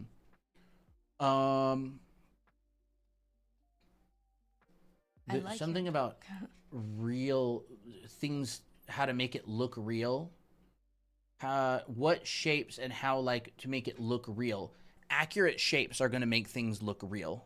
representational Like you shapes. can take a photo of something, right? Like I'm just gonna take this photo right here, right? It's just a leg from our little anatomy reference sheet. Let me take this and drag it all the way to the top, right? This is a real leg. This is a real leg. This is a real leg. This is a real leg. You know, My leg. this is a real leg. Oh, My that's leg. good. Oh, Yeah, that's a really nice exactly. color. This is a real leg. Like you can tell it's a photo of a real leg no matter what I do with it, because all of the shapes are still the exact shapes that make the look of a real leg, right? Right, once you start getting into like here, you're really starting to clip like certain values, but it's a real leg. Shape is consistent. So what determines what makes something look real is like the correctness of the shapes for the most part. And also your brain recognizes things like here's a core shadow, here's a cast shadow. Your brain recognizes these, but those are shapes as well, right? Like a core shadow is a smooth transition between two values. The cast shadow is the quick transition. So your brain goes, ah, round, sharp. Another core here. This is a cast shadow. Look how hard that edge right there is. This is a core shadow, but it's a much tighter core shadow. Why? Because you got this thing coming in here, right? Underneath of the surface. So understanding cores and casts helps with believability a lot when it comes to like figure drawing and painting and stuff. See, here's another cast. Whoop, but it blends into a core. Actually, that's kind of exactly what I was talking about over here. Yep. These are casts. This is a cast going into a core. Cast. Here's a core. Here's an edge of the form. Edge of the form. Core. Cast. Core. So like hard and soft edges make things look real. Like this has an element of believability to it because your brain recognizes it as I get it. Mm-hmm. Like that sort of thing. This is literally like one of the things that I'm more interested in than anything else. I find this stuff incredibly fascinating. And you'll look at artists out there. Oh my gosh, like, you know, Yu Ming, or we can even go to like, I love it. Live class on these free class online. Yeah. Technically these are kind of like classes. yeah. So like you look at some of Oh, I love that. Devin Corwin's work. He's got really great stuff. Oh, I didn't know that he did that at Sorrowhead. I remember seeing that demo. Yeah. Like here's a little painting that he did of an Asaro head. And you can tell like all of his shapes, they're correct. These shapes, this is what defines the Asaro head. These very specific shapes. Like if you came in here and used the same colors, but you started screwing up these shapes, it would not look right anymore, right? If you started messing up these shapes, you would lose the plot, right? You would lose the plot of the head, right? You would lose the plot if you started, you know, messing with these shapes. It'd be like, you can't. I can't tell. If You that's a wouldn't be able to person. tell it's a head anymore, even if the values are good. Well, you can even say like you can even argue that if you start adding different light sources that take away those shapes. It makes it harder to see, yeah. Yep. And so it's like the shapes first, and then the values are second, and then whatever color he just felt like putting in there, like he kind of had some sort of a logic, right? It's like, yeah, kind of yellowish, warm light, kind of like reddish bunch of stuff coming down here. Here's a plane facing kind of more towards us. Here's a plane facing down. Well, this receives a good amount of bounced light, especially when you consider this right here is bouncing up into the shadow. Here's the sternocleidomastoid coming down the muscle of the neck, and it creates this shape underneath of the chin. Cheekbone right here. And your brain recognizes these shapes. He's good. Like, he's a great painter. Ooh, Here's that's another cool. crazy one that he did. Same shapes. Same shapes. Or similar shapes, right? This might be a little bit of a different head model. But your brain goes, Yeah, that's Head. what a Sorrowhead. That's a head. It's a head, you know, and he's got phenomenal. Oh, that's so cool. He's got phenomenal work. This is another painting of his. This is really nice stuff. But your brain recognizes these shapes. And the battle that you fight every day is trying to not see a face. And that's why squinting is really important. Yeah. Squinting helps you see the shapes. So he's going, here's a shape. Like, I want to show this shape. Like, you try to not see the face, you try to see the shapes, and then you paint the shapes, and then it looks like a face after. I remember the first time I ever heard that concept was back in like 2014, I think. Was that with the level up? That was Wojtek. There's a dude out there. He's so good. His name is Wojtek Foos. WOJ TEK? WOJTEK. Yeah. And he's a really good artist. He does let me find some of his work. I always really like the quick. dream one. Oh, that This one's one? so good. That one too. Like, this is is what some of his work looks like. This is old work of his, 11 years ago. I like the one where the ladies are floating in the air. He does a lot of official artwork for different projects and stuff. What, the ladies floating in that one? Yeah, that one, and then one next to it too. Yeah, this one's really cool right there. That's cool. The first time I ever heard that concept of, like, you're not painting a face, you're painting the shapes. Oh, this one right here. I love is that super one too. cool as well. It's so good. So he does like paintings like this 11 years ago as well. Go down a bit. Down, down, down. There, that figure. That really cool. Oh, those Yeah. are so cool. It's cool. Those ones. They used to run a YouTube channel. A couple of them would run a YouTube channel, and yeah, he's like, you don't paint a face. You paint the shapes that happen when the forms of the face are hit by light. And I was like, what? You know, 18-year-old me was like, what the heck? What are you talking about? And it's like, you know, getting the shapes is light interacting with form. And then your brain goes, that's a face. You see faces in places. But anyways, that's Devin Corwin's work. And then the other person I showed you was Wojtek. And now here we are, full circle, except they're way better than I am. Yeah. But Full- you're still teaching. Like full circle, except it gets like wobbly at the end. This is if that's full circle, this is actually the circle right here. But anyways, you can see what Christina's working on. I was doing a little study of that. Yeah. I love this shape of the leg right here. It's just so cool. And then it kind of got me thinking. I can talk a little bit more about simplifying limbs and stuff. I think something to consider is tapering. So you got this arm, this body right here. So the problem that I see a lot with beginners, people who don't know how to draw bodies, is they will make everything the same width, like stubs. I've seen arms like this, and they're like, "Oh yeah, that's an arm," and then here's a lower arm, and then they'll wonder like why it doesn't look like this. And the reality is that things in real life taper a lot. They will go from thick to thin, thick to thin. It's just that rhythm.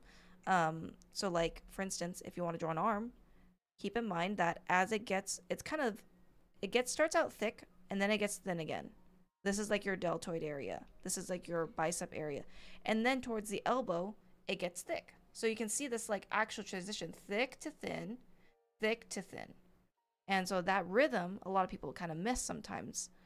If you're more intuitive with it and you're like, oh, I notice these shapes, then, you know, sometimes you can actually get it. Now here's the crease of the arm right here. I use a little shadow shape like this, a little triangle, to show that.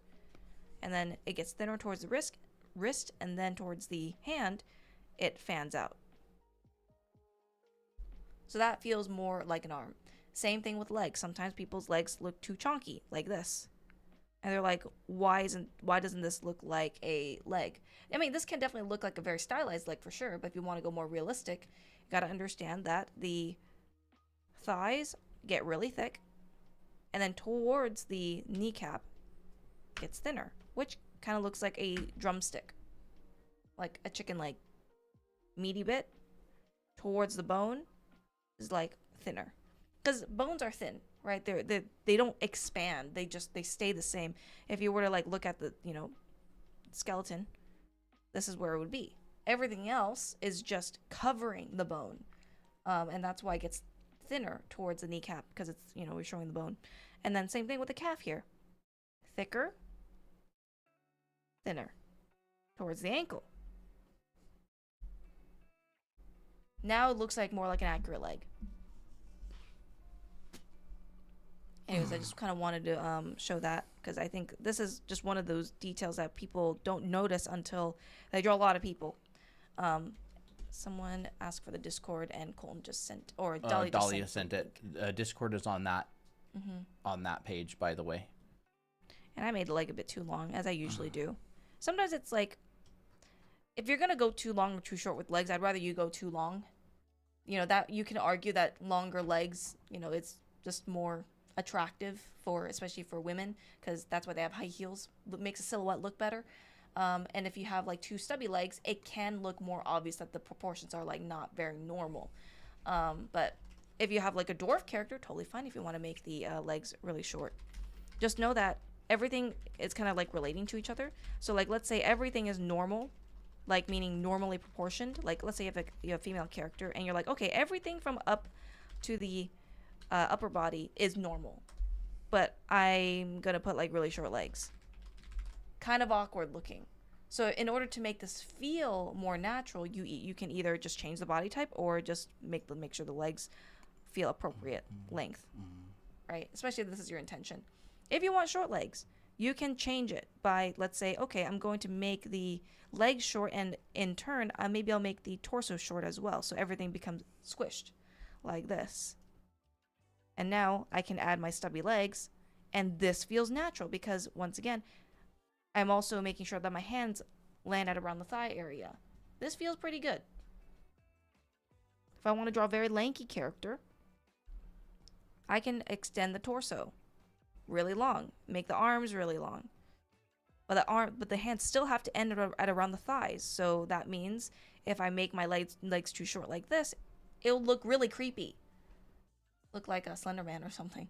So instead, gotta make the legs longer to fit the proportional, to make the proportions feel good. So like here, you can tell that this is like a very tall person, but it doesn't feel awkward. You can tell that this is a very short person. And then you can tell that this is more like an average build. But once you know proportions, you can stretch this all you want. Cryptid. Teletoby, welcome back. Teletoby. Dang, speaking of Toby, where is he? I don't know where he is. Dang. It's a cryptid. Yeah. And so that's when you get into creature anatomy, or creature design, where like, okay, I'm physically, like on purpose, going to change things up. Like I'm going to physically make the legs unnaturally long and the arms unnaturally short. Creature design, in a way, like if you want to do more humanoids. And then and you'd be messing with some animal anatomy, you'd be messing with like proportion and design, you'd be messing with a lot of those different like really things. long arms. Ew. It's cool. It's kind of cool, yeah. By the way, there is a Secret Santa event coming up for Christmas. So if you're interested, if you have an OC, how many people, by the way, here have OCs, have like their own original characters that they've designed and drawn? A lot of people? Me. Yeah. Raise your hand if you do, because we have a thing coming up where people draw each other's OCs, and it's called Secret Santa, and we actually do a really big, exciting stream. What is it? On like the 23rd of December. Yeah. So what ends up happening is basically you join Secret Santa when everybody has joined. The deadline's December 1st. You get given someone else's character, and then someone gets your character, and you draw someone else's character for that person secretly. and someone else draws a character, your character secretly, and then when the show happens, everybody posts the characters at the same time, and we do a big art show where all the artwork gets shown, and it's a lot of fun. And so that's what the Secret Santa is, and it was a huge hit last year. I think there were like almost 100 people that joined. I think there's 43 submissions as of this morning. So if you want to join, there are plenty of slots left. There's an unlimited number of slots, but like there's plenty of space, and it's a lot of fun. You got weeks to work on it. There's no you don't have to be any certain skill level. It's a lot of fun. Yes, but I would absolutely recommend joining. It's very fun. It is very fun. Yeah. So if that sounds interesting to you and you haven't joined already, go ahead and join. There's in the Discord server. So where to join? In our Discord server, you can go to the announcements channel, and there will be a linky that you can see from Sarah, and that is the form to join. And after people join, they will be some of the moderators will be DMing and setting that all up, and we'll give you the role and everything.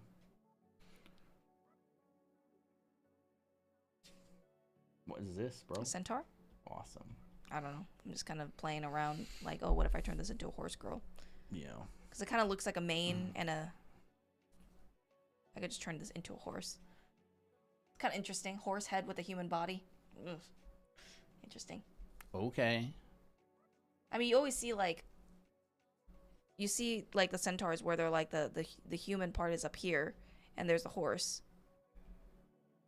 But you don't really see a horse head attached to it. At least maybe I've never seen it. And then what if their arms look like this? Like a horse hoof. Horse hoof arms? Okay. That's kind of interesting. You'll like knock someone out with that, dude. Yeah, you would. Would they clap? How would they clap? Maybe so. I have 0 ships. You have 0 OCs. Make one. Yes, you can literally make one. Heck, we do OC giveaways half the time here. Like, we've done a lot of them in the past. Yeah, we do. Maybe it could be like a horse helmet. Okay. Can you talk about hair value? Yeah, we can talk about some hair value. What kind of hair values are you wanting to talk about? Like dark hair, light hair? You have a little golem OC. That would be fun. That's cute.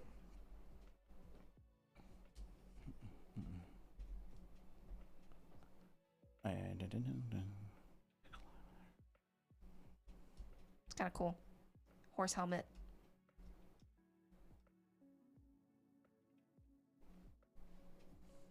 Anything type? The sketching is so smooth, like how? I use a lot of big shapes. And then I carve. And then I try to make sure that each brushstroke has like a flow of some sort. That's what I do. Hair, the value itself of hair doesn't really matter very much. Hair looks like hair because of the shapes and because of the material. Yeah. Material influences shapes. Like the material of hair, it depends on the texture, of course, but like let's say you have like straight, standard hair that's like straight like mine. You won't see a lot of coarseness like this. Instead, you'll see a lot of glossy parts. Like you'll see shine. So the texture of like straight hair tends to be a bit more ribbony. You'll see like dark. I'm doing just dark hair because it's easier to see the highlights. We have a dark, highlight, and then dark again. And you'll generally get a very smooth texture. So that's how you can get like that really cool and nice like effect. And then what happens in the highlights is sometimes you'll see these little streaks that make it feel more like hair. Now when it starts getting to like the more curlier aspects, you'll see a lot more twists and turns. And those can also be shaded like ribbons. So you can have a lit side, a shadow side, a lit side, a shadow side. And if you want to maintain that silky feel, you would basically just repeat that same texture. Dark, light, dark. So like an Oreo cookie. And once again, this is still assuming that this is like like a soft texture. What was the Oreo thing that we learned? I vaguely remember something about that. Was it the head, like the head shading stuff? I don't exactly remember. I don't remember. Some sort of like an Oreo cookie. I think I remember something like breakdown way to simplify something. Like something about the head. I think. Really? I don't know. I feel like it's something like this. I don't remember though. I don't know. I don't remember. But notice that I can change this value. As long as I maintain that dark, light, dark, that nice highlight, I can make this whatever color I want. So like, let's say if I want my hair to be like ginger, so like more reddish, I can start with like this orange shape, add a shadow, which could be like a darker, reddish, warm tone, and then I can just start carving it out. Oh, this is where I want my shadow to be because I want this to turn. Oh, then this is where it turns back, and then it goes back and onto the other side and here.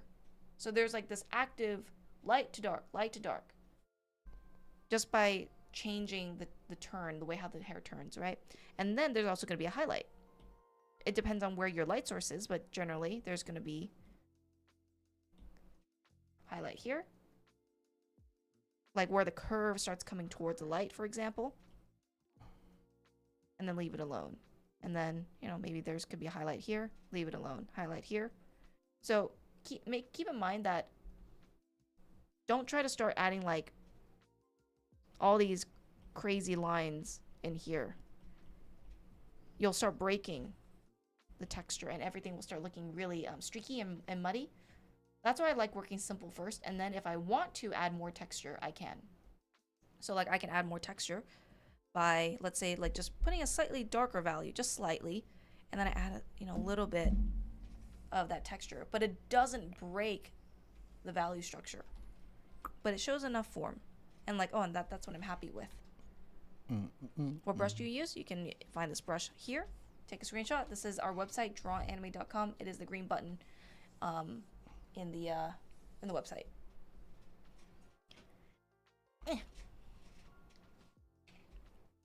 And then, when it starts getting to curly hair, that's when things get like kind of more confusing because you're like, how do I approach this now? Curly hair is so dense that you're just better off just like grouping everything. Like you're better off just thinking of it like a large mass, just like this. And then the individual strands are more towards the silhouette. Like you can have, you've definitely seen like some flyaway strands that are more like this. But this is very important because this shows the texture of the hair. We can't see much in here, but if we see this, our brain connects it by saying, oh yeah, that's curly hair. And then because you're treating this like a mass, you can also shade it like a mass. So like, oh, this whole thing, I want my hair, this side of my hair to be darker. Well, I just shade as if it was like one large form. And then if I want to, I can take the same darker value and just like add a little bit more texture to continue that illusion of curly hair. And then this right here doesn't look very convincing, so I'm going to add more. And it can be as simple as scribbles like this. I've seen a lot of Disney artists that draw hair. They'll do this. They'll do this exact thing. Sometimes they'll even go like this. They'll have like a big form. They always think simple first. Then they shade it to give it, once again, more volume. And then they'll go in with a thinner pencil and they'll go on the outside and they'll start adding like these little stray strands on the outside. And then towards the inside, they'll kind of fill it in with extra like kind of noise.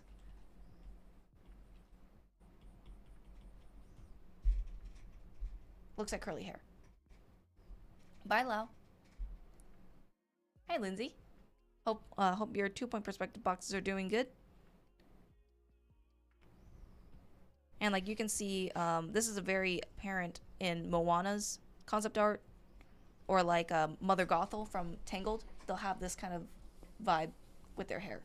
It'll be drawn that way. This is Procreate. Oh, that's cute. Oh, are you doing a study of the manga? A little bit. That's fun.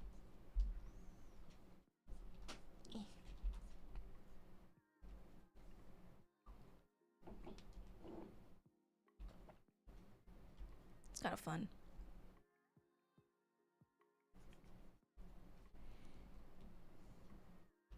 I think I'll just merge.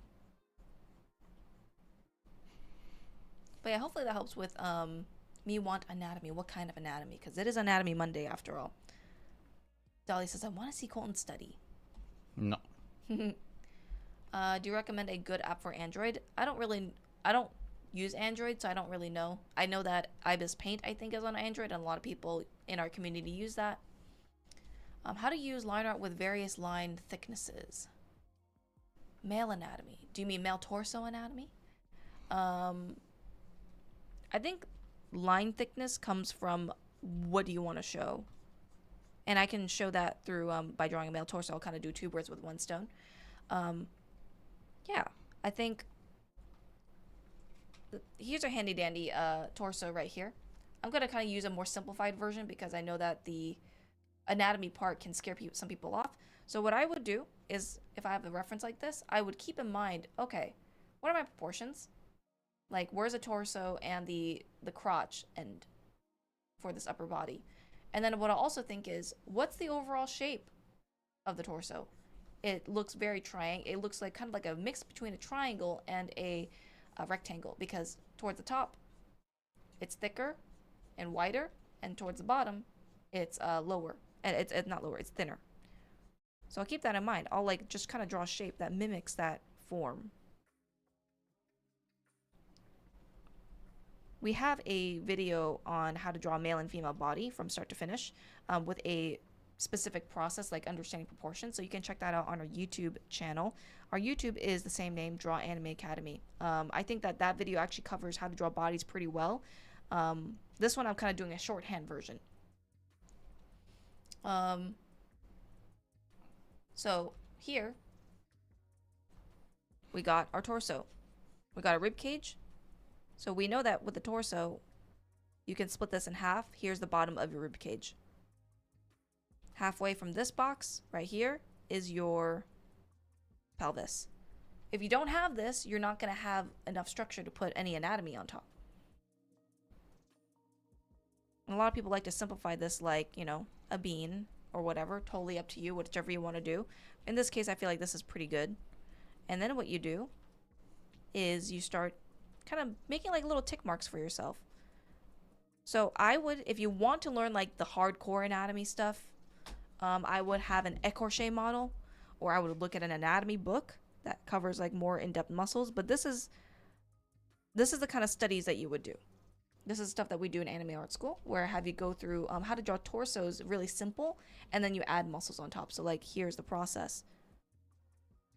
Proportions, main structures, kind of building it out a little bit more, and then you add extra stuff on top, which is the muscle. So the muscles are is the final process. But yeah, if you're interested, you can check that out on our website. So like here's your torso. It can be as simple as like an egg shape, egg form. Your pelvis can be kind of like a bowl, but I kind of like using it an underwear form like this. And then now you got something that you can work with, right? Because the anatomy has specific areas where it likes to land. It doesn't, like, they're not just all over the place. They have a specific function, and they also have a specific place. So I like to think of these in terms of groups. And really, once you know the anatomy, it's really not that hard. Set this up first. That is your priority. Here's your clavicle. Here's your traps, which is your part of your back muscle. In fact, I'll just use this right here. This is your traps. Right here, this blue muscle right here. This part of your back, but you see it. Sometimes just a simple line like this will do perfectly fine. Your pecs. Here's the opening of your rib cage. You don't go past this point. This is not where your pecs are at, or else we'd be in kind of trouble. We'd be in trouble. You would have to go a little bit above the opening of the rib cage, and that's where it's placed. And that also has form. So if we look at this Asaro model, You can see that there's a top and a bottom plane. A lot of people, when they place muscles, the reason why it looks flat is because they think it's like paper, but it's not. There's a dimension to it.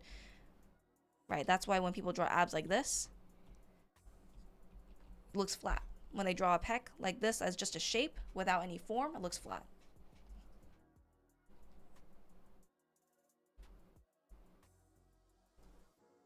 Yeah, I can also do a bit of the anatomy from the front view as well.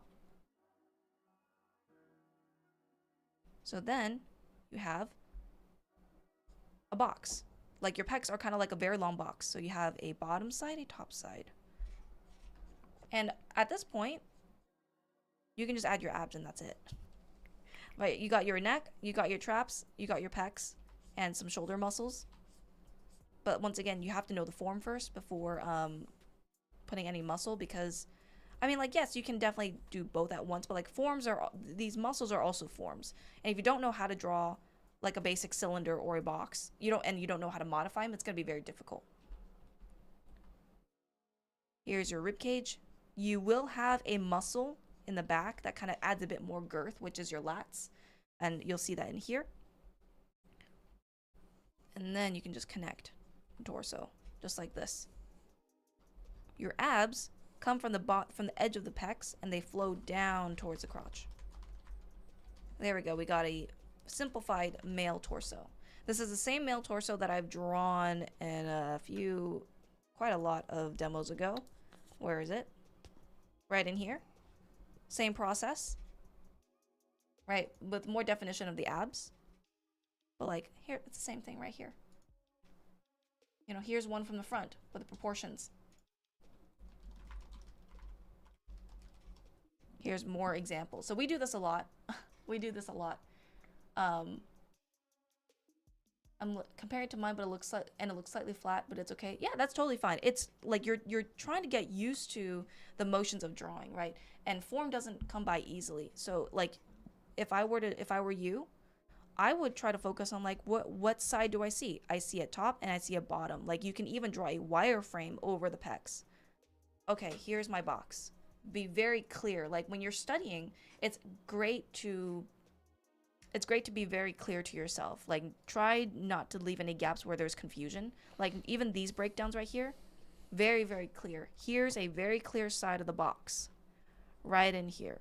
Here's the opening of the rib cage. Being very don't be wishy-washy with this. It's not something that's gestural. Especially if you want to learn this like really well. You got to know what you're doing. Oh, thank you guys for all the follows. Draw body walking facing us in mid-step. Okay. So a walking pose from the front view.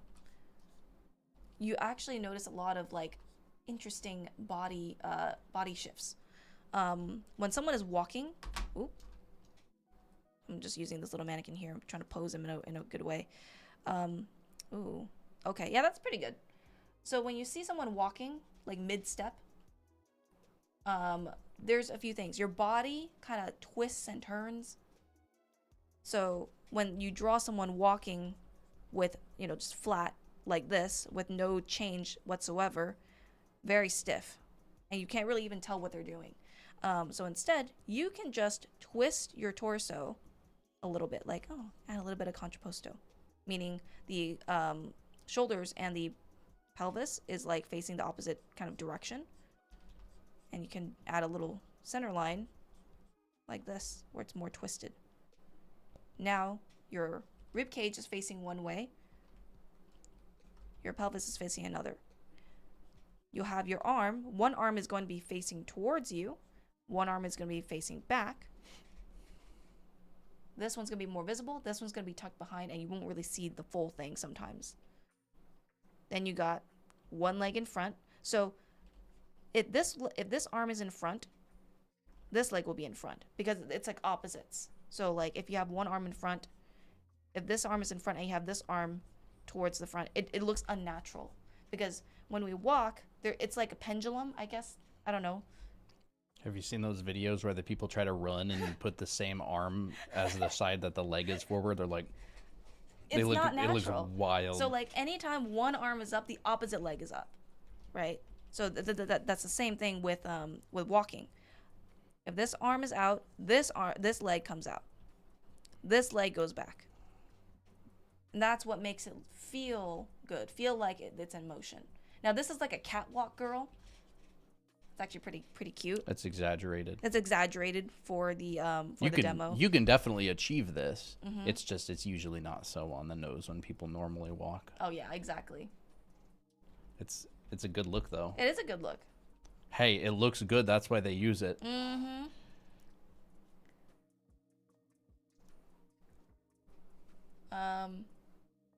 But yeah. So yeah, there's a male torso. I was today years old when I learned that the pecs and the abs are kind of connected. Today? Not today, but like I was, I don't know, weeks old. You learned it when you were... I didn't learn. I learned this thing a while back, but I like the word. I was today years old when I learned this, so that's why I used it, even though it's not clearly in the right time frame. You were today years old? I was. I don't even know. I tried to make a joke, but I failed. Whatever. No. I got it. Yep. Crafty, thank you for the heart hands. Oh, thank you. Appreciate it. Yeah, I'm just working on a study here, like a little. Thank you guys for the follow. A little study of Cute.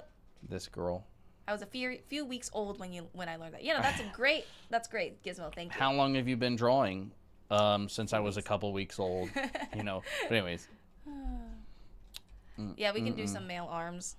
It is Anatomy Monday after all. We're on topic. We kind of went a little bit off topic for a little bit, but that's okay. I like being off topic, especially because anatomy can be boring sometimes.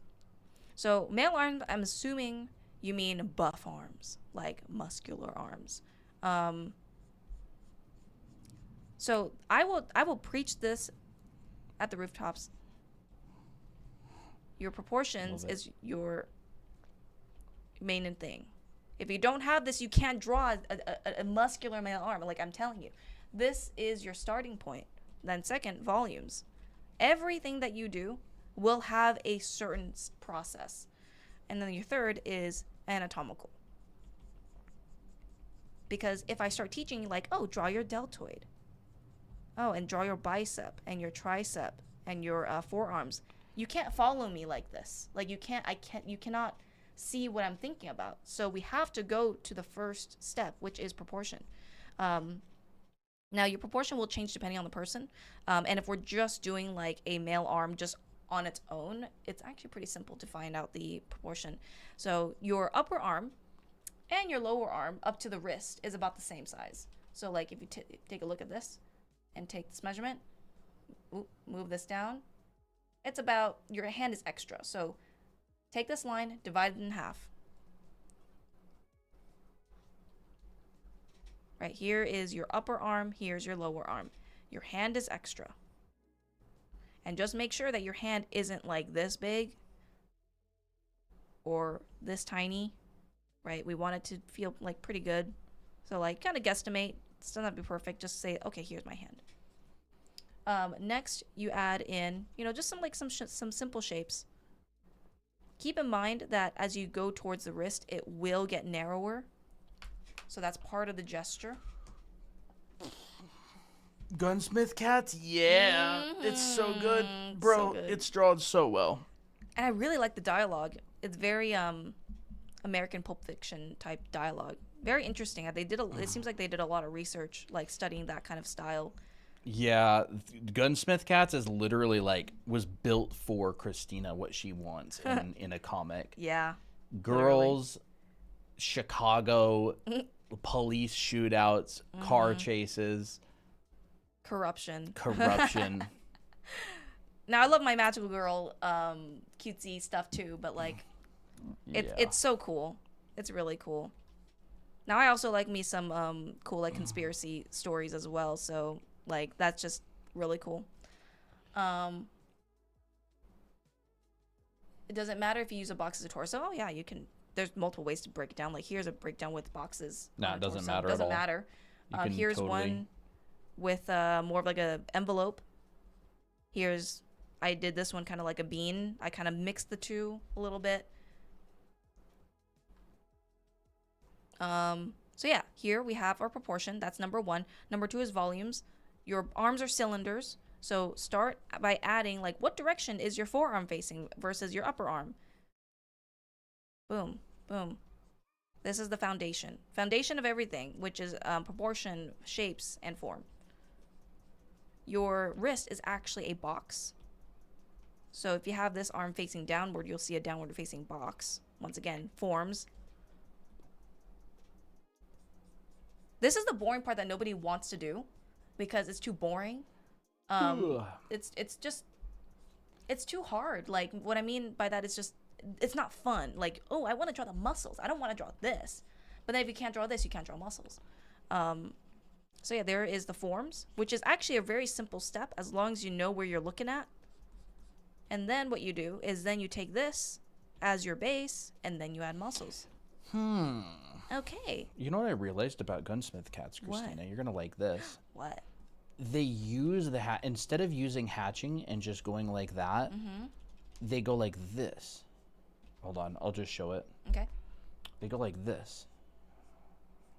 Oh, To they like radiate. describe the form as it hatches around. Oh my And then they gosh. use it in the hair. And so like I notice a lot of modern anime, they'll do like a blush and it'll just be like that. Oh. But I noticed in this manga, they actually Like are go along using, yeah, they're like using the hatching as blush, but also to like describe Now that's form. more tasteful. So like a while back, I noticed some manga artists make them all parallel. Some manga artists jitter them back and forth, and some manga artists describe form. They rotate the hatching. They describe form with it. Like, this is not a description of form. This is not a description of form. This is a description of form. Okay. So, I don't know. I just noticed that. Love it. Like, obviously, this hatching is a description of form and material, right? But I'm even talking just, like, on the face, right here. They're going, here's the form of the nose. And they're kind of just describing it a little bit. I thought that's kind of interesting. That is delicious. Absolutely. So this is the part where things get more interesting, which is adding the muscles. Your muscles, if you just think about it, this is a structure that it's going on top of. This is your arm. When you add muscles, you're basically just adding blobs on top of these muscles, but they're in specific shapes. So this is where you can identify, like, oh, in fact, let me just take some of these demos right here. This is where analytical anatomy comes in handy. For me, I learned the muscles because I teach it. And this may look intimidating, but this is how I memorized a lot of my muscle shapes or my muscle forms. I drew them all in these different angles. I color-coded and I labeled the muscle name by name, at least the ones that are more obvious. There's going to be arm muscles that only have there's going to be a lot of different arm muscles, but most of the times you'll see extensors and flexors. They're grouped. They're a bunch of little muscles, but most people just say extensor group, flexor group. And this is where things get really trippy because they're like, they want to learn this, but they don't understand the other stuff. I ain't got that time for that, like, extensor digitorum longus nonsense. Like, just flexors, extensors. I love that. I love that. So, we're going to do a arm from the side. So I'll kind of use this as reference here. You got your deltoid, which I think for a lack of better proportion, like for lack of better examples, I think that your deltoid kind of, if you split your upper arm in like thirds, your deltoid kind of ends there. For the most part. Like, this feels like an appropriate size. So this is your deltoid, this is your shoulder muscle, and it has 3 heads. Right? 1, 2, 3. It hides behind the bicep, which is like the front of your arm. I don't know where oh, there it is. It's this right here. Notice how thin the bicep is? It's like a very narrow box. This is the side of the arm that we're looking at. So here's your deltoid, here's your bicep. This one back here is your tricep, and that's actually a little bit higher. So you'll see that the bicep, if you can identify it, looks a little bit higher than the bicep in the side view. And sandwiched in the middle, you know, there's like some extra muscles and stuff. We're not gonna really go into that. This part right here, that little arm muscle sticking out on the forearm is your brachioradialis. I know it's a long word. But I don't really know how else to describe it. Yeah, your brachioradialis is pretty important muscle. It is a like very you're important definitely going to want to learn that one, if not Yeah. in name, in form. In form, Because exactly. that's that shape that comes from the upper arm and goes down to the lower arm. Mm-hmm. Like the brachioradialis starts above the bend. It's right here. And that is one Above of the the bend. most iconic shapes on an arm for sure. And it's Like- hard to see, you know, Yeah. sometimes. If you learn arms, you're definitely going to want to learn bicep and tricep. You're definitely going to want to learn flexors and extensors. Mm-hmm. And then, you know, deltoid. Like, if you only know that, again, you don't need to know them by name. You can just know them by shape. Mm-hmm. A lot of people only know them by shape, and they're totally fine. Mm-hmm. Totally fine. So this part right here is your forearm muscles, and you can just simplify them like a group of muscles. Like, as long as you get the forms correct, like, it doesn't really matter. Like, I don't have to say, oh, here is where the extensor digitorum longus is. Like, I can just be like, oh, it's just this form. That's it. And here's where it connects to the bicep. You know, if that looks good enough, then that's fine with me. And if you want to learn how to do all this stuff, if you want to go like full beans, like, oh, I want to learn anatomy, at least the ones that's most useful, and you want to like do all these demos and stuff, you can check out our anime art school. Yeah.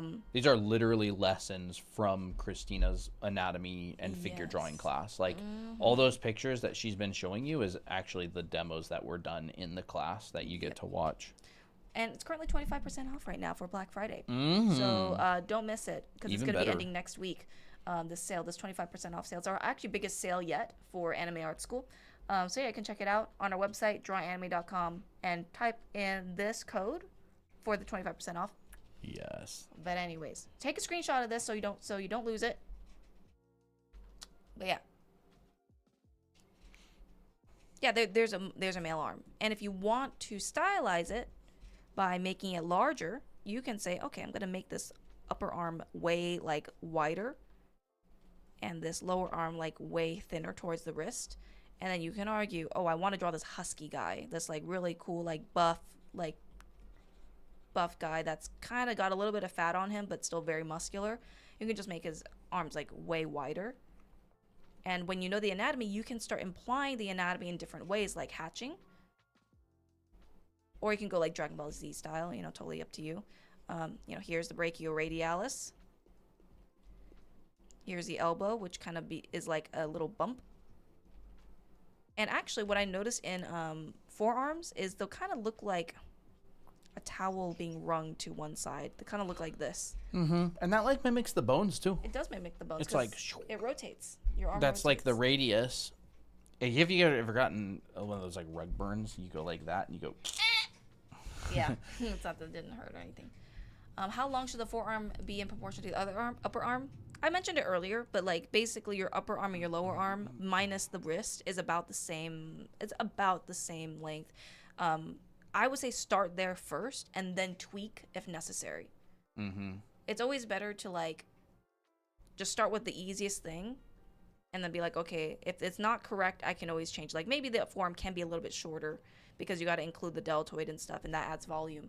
But yeah, start somewhere, then tweak. Bro, this manga has so many good like faces and stuff in it. Bro. Oh my gosh, even that one. Oh, that's so good. Cute. So many good. Who do y'all draw up perspectives? If you mean like who draws perspective between the two of us, Colin does the perspective stuff. I mean, I know perspective too for the first, you know, basics. But Colin's like the expert at it. And then teaching, what do you draw? Like, what's your main topic that you draw? I draw mainly characters, but I draw mainly my character, Ray. I'll draw her like almost every. Well, I try to draw her almost every day, but sometimes that doesn't happen. I'll draw like little portraits mainly. But I should do more flex art pieces where it's like cinematic or whatever. Colin does a lot of environment stuff, but he's also been doing a lot of like character illustrations as well. Like the camera up and the people are down. You mean like? Oh, like bird's eye? Oh, who do y'all draw? Oh yeah, like bird's eye or top down or like a 3/4. Oh, how do you draw up perspectives? I was okay. like, So, I was like- like, who? Yeah, you would probably want to start with a grid. Like this kind of thing. You're looking down at them from above, right? Maybe the bottom vanishing point is down below. You'd start with a, that's not my eraser. That's my eraser.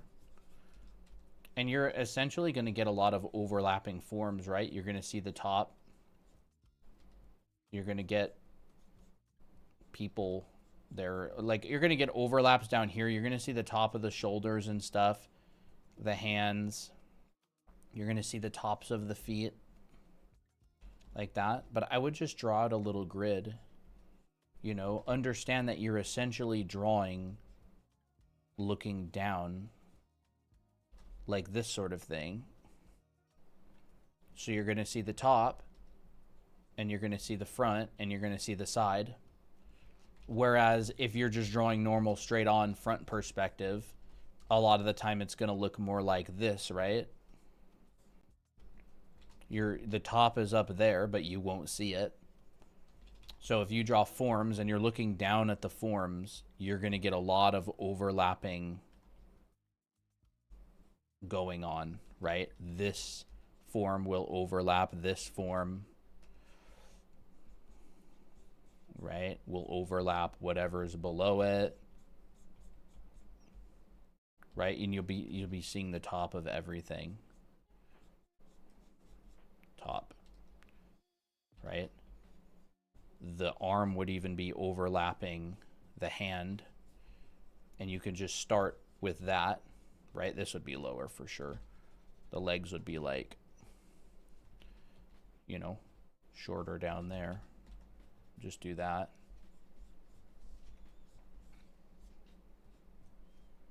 So just think in terms of like overlapping volumes. You look down from above. You're getting overlaps. You're seeing the top. Right? You're getting the top, you're getting the front, or if it's like a 3/4.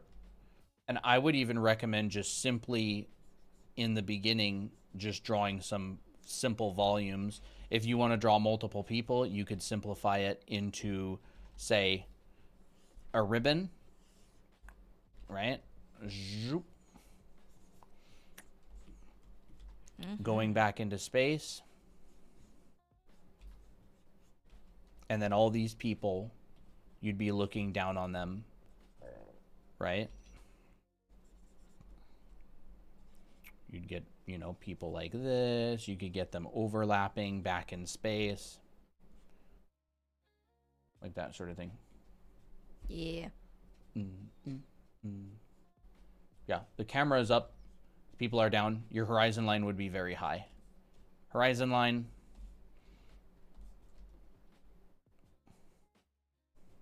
You know, you'd probably get something like Oh, high angle. vanishing point, vanishing point, vanishing point, right? Maybe inside of a box like this. Oh, that's cool. You know, it'd be something like this perspective grid probably. I think what confuses people a lot with these kind of shots is that they're like, but where's the vanishing point? And then, like, it's off the canvas. Yeah, but, that's like, just basic that's what I got 3-point confused perspective. What's Well, a good website? Oh, what's a good website to get manga? Where can I buy them and download them to my Kindle? I don't know, Kindle. Kindle, it's probably Kindle, safer. Amazon, they own Kindle. I'll just leave that there. But yeah, I'm going to resume my study doodles. Gunsmith cats. I'm going to continue working on this sort of thing. Do it. You know, I like simplifying things as boxes. So like I am looking down at this box.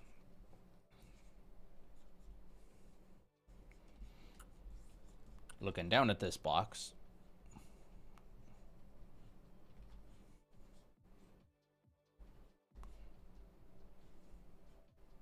And this would give me my perspective.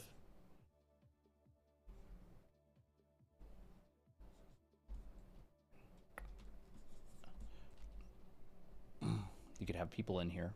You could simplify them into cylinders if you want.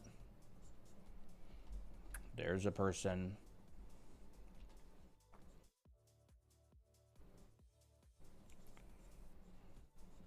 There's a person.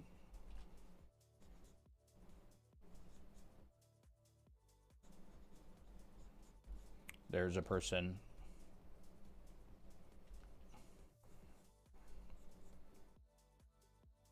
Nice. If you want, we could even make the legs. Just remember, like, everything is converging downwards. Like, it's converging, right? Which means, like, it's getting closer together as it goes further down to the bottom.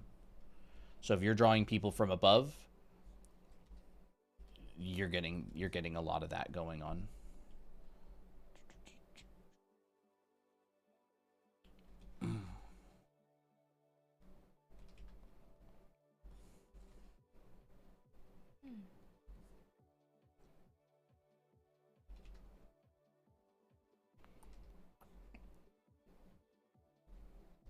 You can, I like kind of think of them almost as like little chess pieces. I like to lay people out in different perspectives as just like little chess pieces. You just put a little oval as the head, and you can go, or like a little like tab, a little thing. I don't even know what this would be really called, right? So if you want to look at it from more above, this gets more foreshortened. This gets more foreshortened. So as this thing rotates towards us, you see more and more of the top, and the side gets a lot shorter, right? So it's like as this goes more down that way, and eventually it reaches a point, you know, where it's kind of like you might just see the feet coming out. Feet.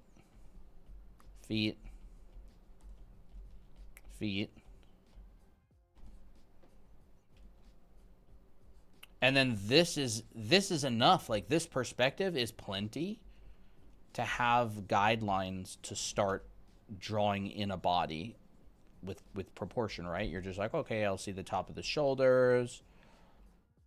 I'll see the back of the shoulders, or like this kind of clavicle area, right? You might see a little bit of the neck. You'll see like some of the deltoid. This will come here, foreshortened. Whoever this person is, right? Body, legs. See the top of the feet for sure. People in perspective. Yeah, I really, really would recommend, like, whatever you find easiest to break things down, whether you find cylinders easier. Or boxes. Yes, or boxes. Just remember, the more you see the top of it, the more it's going to be a circle. And the more you see the side of it, the more it's going to be squished into an ellipse. Whether you find this easier or whether you find the boxes easier, in which case the boxes, you know, would look like this. There's that one. We do this on stream a lot. We can even put an in-between.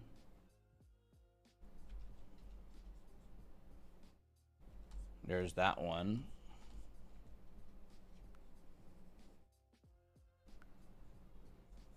There's that one, right? So we're seeing more of the top, less of the front. Then down here, it gets kind of like this. And then eventually, you know, you're going to just see almost entirely the top and a teeny tiny bit of the front. Maybe we can just do, you know, one last one until finally we're at the top. Very nice. And then you go, here's the front. Wow. So you would do that with a person. If you feel like breaking it down like that, if you feel like breaking it down like this, you can go and start practicing simply like, I'm going to put a sphere on top of this. Oh. Wow. You know, turning into something maybe like a person. How do you keep things gestural, not stiff, in these deeper perspectives? Do a lot of gesture, honestly. Like, it's still, gesture is the same. Gesture is a two-dimensional thing. Gesture is two-dimensional. Like an S-curve. So whether I'm looking at something from above or straight on, gesture is still just a simple two-dimensional statement. It's like a set of connected points. And whether I'm looking at this from above or below, like, think about the set of connected points, I would say. But do a bunch of gesture drawing. Like, a good pose is a good pose, you know. And from the great Will Weston, don't draw anything from an angle you can't tell what it is. Mm-hmm. That's pretty solid advice. Like, you may want to show something from a crazy foreshortened angle, but if you can't tell what it is, right? Like, if I have, like, I don't know, like a gun pointing straight at the camera, us, you know, it's like, Kind of hard to tell. what is it? Looks kind of like a little robot. Right? So, like, try not to draw things from angles you can't tell what they are. Even if you think that it's more realistic. Like, you can cheat it a little bit. Yeah. People cheat it all the time in order to create clarity. Mm-hmm. Right, this one's pretty long. And this is ever getting shorter. I think there's definitely some poses that, or like there's just some perspectives that won't really show certain gestures very well. Like, just because it's just hard. But like, I don't even think you even need to worry too much about like these really extreme perspectives. Like, I don't know.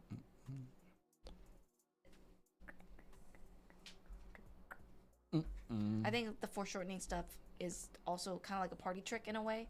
It's really cool to see when people do it really well and like with these really dynamic angles. But for like the average person who just wants to draw like, you know, standard illustrations that have like really good storytelling, like it's not, you don't need to do crazy foreshortening for everything. But I mean, I think you already know that. Yeah, and a good pose is a good pose. No matter what angle you look at it from, as long as like the foot is not blocking, like, now you can't see my pose at all. Like, so, you know, you probably wouldn't be able to see a person back there if I put my hand like this. So it's like, show stuff from angles. Like, do I want to show the arm? Okay, maybe I'll put like the hand there, right? What do I do with the other hand? Maybe I go like that.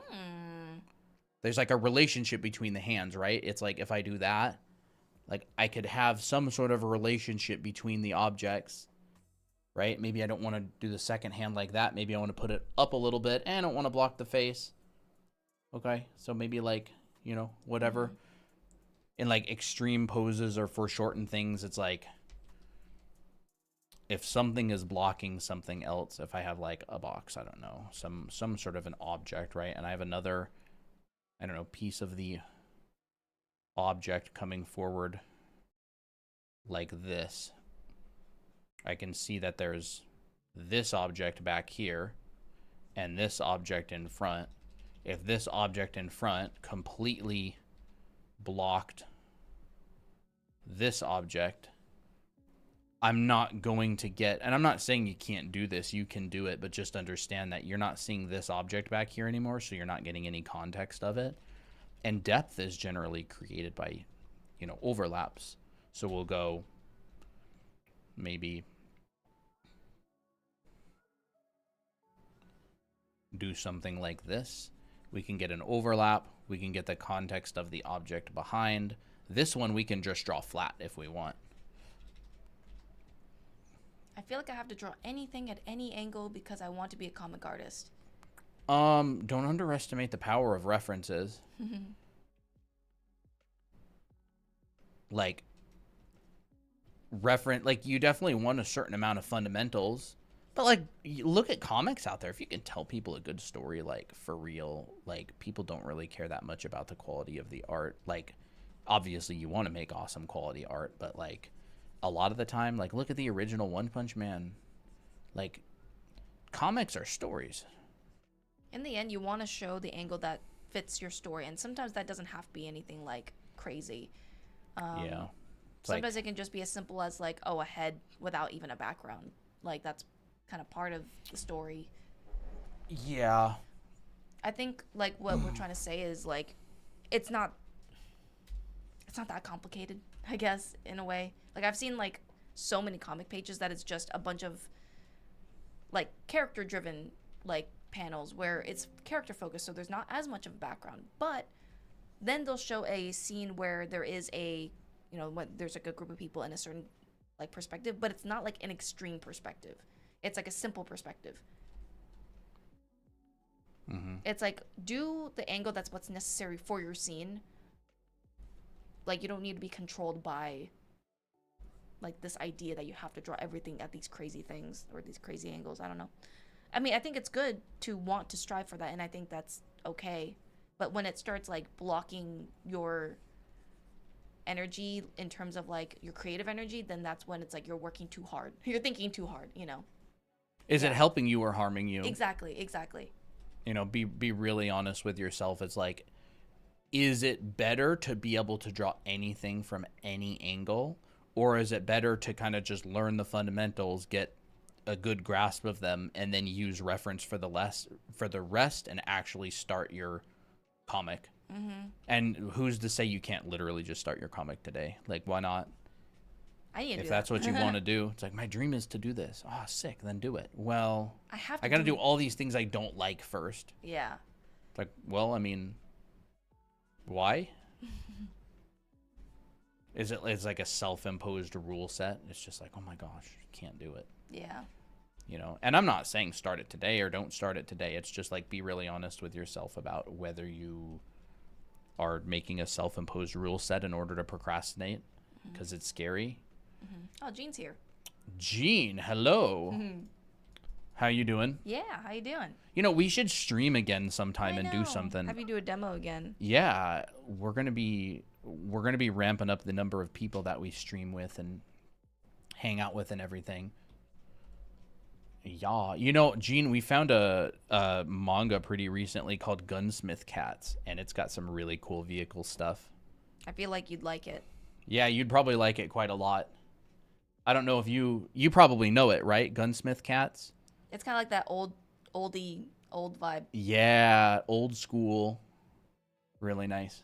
Let's make next month. Awesome. We can do sometime in January. Mm-hmm. Or wait, sometime in December even. That'd be Oh, fine. December, huh? Next Fun. month. I thought next month was January Yeah, for some it kind reason. of feels like December. Bro, it's almost 2026. We are living in the future. That's crazy. Did you see that picture I sent you in the Discord? Oh, he has not seen the manga. That's sick. Ooh. Great. Yeah, You're in for a Gunsmith good Cats. surprise. We have volume 1 on the couch. I was watching on YouTube, but I guess have much more fun here on TikTok because I can chat. Oh yeah. Yeah, I sent this picture. Oh We yeah. saw Cyberpunk style-ish. style car today. It was sick. I took a picture of it for you. I wonder Look who at that. designed it. Look at that shape. There's no door. Yeah. What kind of vehicle That's is the this? coolest thing. It's like a armored vehicle for carrying. It's Brinks, so it's like bank stuff, money. Oh, okay. I remember. I love it. What's up? My butt. is Yeah, sore. let's hook up and meet sometime in December. Yeah, let's brutal. Yeah, it's super cool. Like the real world has so much cool stuff. Mm-hmm. Just so much cool stuff.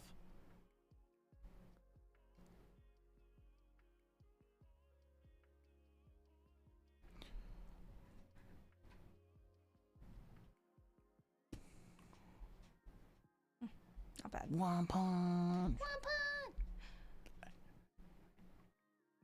How to make a jacket by hand like that? By hand, like what? Like what Colton was doing Where's that? on TikTok, kind of up there. jacket by hand like that. Christina's good at drawing jackets. I am. Thank you. I mean, certainly, or like use a reference, I would say. Yeah. Definitely use reference. I will go to other city to draw murals and should be free about middle December. That's awesome. So you heading out to another city other than Taiwan. That's fun. Big mural projects. That's cool. Hope you've been doing good. Lots of drawing. I see you live a lot. Mm-hmm. A lot of the time when we're live, which is good. Mm-hmm.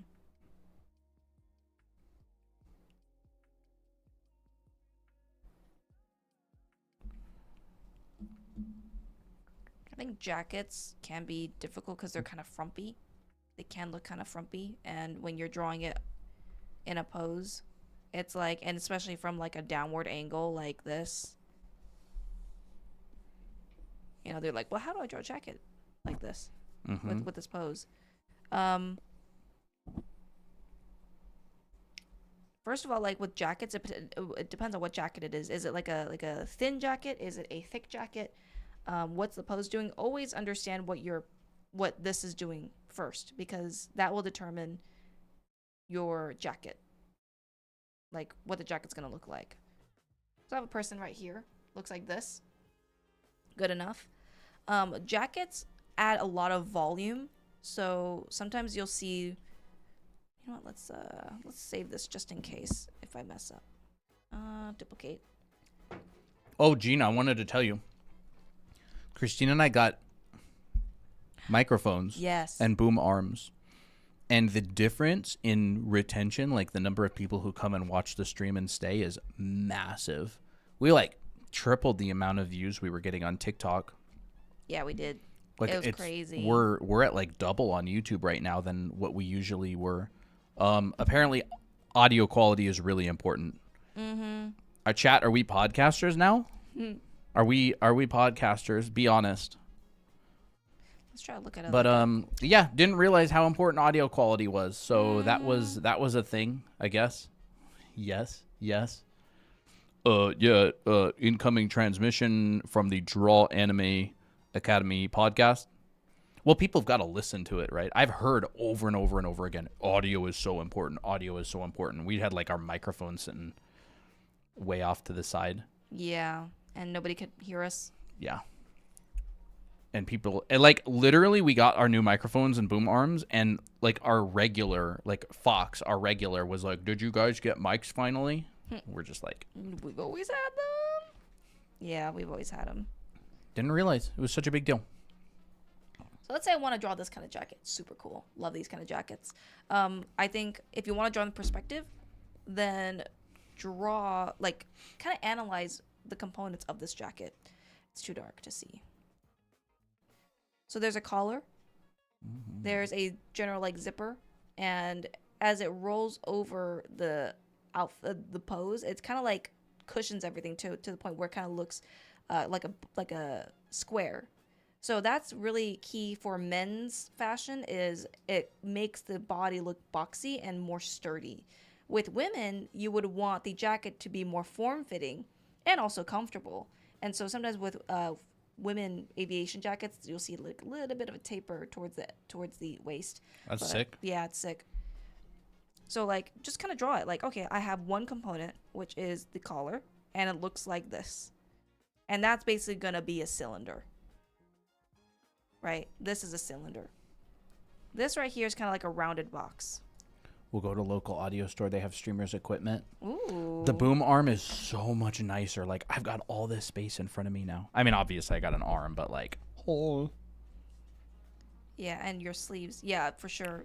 It changed our stream so much. It really did. So like you can do like little mini studies and then basically use that as the reference and say like, okay, if I'm going to draw a close on this, I know that based on this pose, this head is, I'm not going to see this collar a lot, but maybe I'll see like a peek of it. So like I'll draw it here. This is Procreate, by the way, on the iPad. Yes, it is. Here's the zipper. I can use this as a guide. I know that my jacket will probably end at around the waist, so I will use this right here as the end of my jacket. And this will show the form. Here's a sleeve. It gets kind of puffy towards the bottom. So I like to add a little bit of extra poofiness and jitter on the side. And always show the end of the cylinder. This is a cylinder coming up towards you. This is a cylinder going down away from you. So where you put your cylinder on your sleeve is important. Where you put your cylinder down here is important. Keep it consistent. Your brain recognizes these things very, very quickly, and it will feel like something is off if a shape is in a place that it shouldn't be. Imagine if I put my cylinder and it looked like this. Greetings from Argentina. Awesome. Glad you Hi. found it. Yeah. Here's Applejack. He's a sleepyhead right now. Sleepy. Oh, he's so cute. You are cute. Welcome. If you guys if you two did a podcast, I would totally listen to it. Oh, thanks. Honestly, this kind of is our podcast. Mm-hmm. Oh, seam line. Seam line. If you're looking at a jacket from above, remember there's generally a seam line. I've got one on my shirt right here. On this kind of the shoulder There's a area. seam line in the middle going from the neck to the shoulder. And then a lot of the time there's a hole for the arm. If you like disconnect, you've got kind of like this front. It's like this. Yeah, we have a few hand tutorials on our TikTok. Right? You kind of got like that. And this is, if you disconnect it, it kind of looks like that. Like the shirt is put together like this, right? And it goes back. So if you like separate it, and then the arm will be like that. So seam lines are extremely important for showing the direction that a form is facing. Like if you know, like it's basically like you're putting an edge on a cylinder. Mm-hmm. Like it's putting a line on a cylinder. It's basically turning a cylinder and partially into a box. Never ignore seam lines. It's like not drawing a belly button. It never ignore seam lines when you're drawing clothes. And jackets will have very large seam lines. Double, like you'll see 2 lines a lot of the time. It'll be like this. Like an extra bump. Yes. Or especially what will happen is you'll see this. Yes. That will describe the form. And so it'll come around like that. And folds a lot of the time will start at seams. So yeah, if you want to draw a jacket, a lot of the time people forget to put seam lines. Super important. Like you can very much tell that is coming from the top because you can see the seam line on the shoulder. It's kind of put the top on that box there. Mm-hmm. Do you have any full body tutorials? Yes. We have a full body tutorial for both male and female on our YouTube channel. Yep. Same Cat's name, always Draw chill. Anime Academy. Yeah, Cat's Yeah, always Applejack's super chill. He's so cute. His cute little foot. chill. Like a little button. He's a little button. They're like little espresso buttons. Mm-hmm. And then there's jacket pockets. And once again, if you start drawing your pockets like this is not describing anything. This is like not following the perspective. You have hints already, which is this part right here. Oh, okay. So at the pocket, following the form. Following the form. Oh, now it looks like a jacket with pockets in perspective. Here's another one. Yeah, Just do all one of these pocket. things are indicators of form. Mm-hmm. They're describers of form. Pockets, seam lines, zippers, fur. They all allow you to describe form. We sound like broken records, but honestly, Form. light hitting form is what creates shapes. Your brain sees those shapes and recognizes them as the thing, the object, the jacket, the face, the hair, the shoes, the feet, the hands, the cars. So understanding that everything is created by light hitting form, all of those shapes are created by light hitting form. That's why drawers can paint. Like people who spend very little time painting and draw all the time, they can actually pick up painting very quickly because they can already draw the form. And light is actually kind of similar to drawing like perspective, like figuring out light rays. So you'll see people who don't paint a lot and they'll draw like crazy and they'll get really good at drawing and then they just pick up painting super fast. Yep. It's because it's literally just light hitting form. Paint. That's what painting is, right? Is the indication of light. You all are my moots now. Moots. What is a mutuals? Is that what it is? This is a Procreate. Sorry, I read your name and it was really funny. Yeah, I turn into one of those when our cat Toby comes around. He farts so much, dude.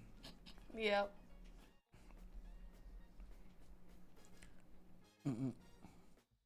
Yeah, they aren't men and women aren't really all that different. There's just some minor things like, oh, the pelvis opening is wider in the skeleton and the rib cage opening is narrower for the women, just because it's structural. Your dog's name is Toby. That's great. Oh my I gosh, love that. really? I love that. What color is your dog? What kind of dog, I should say. What breed? Yeah, I mean, there's not a lot of difference between drawing men and women. Mostly just like little proportional things. And curves, perhaps. Black and white Shih Tzu. Aww. My mom, I had a Shih Tzu growing up. It was my mom's dog. The sweetest breed ever. So sweet. Very small, fluffy boy. That's great. It's Cute. Literally just one of my absolute favorite breeds.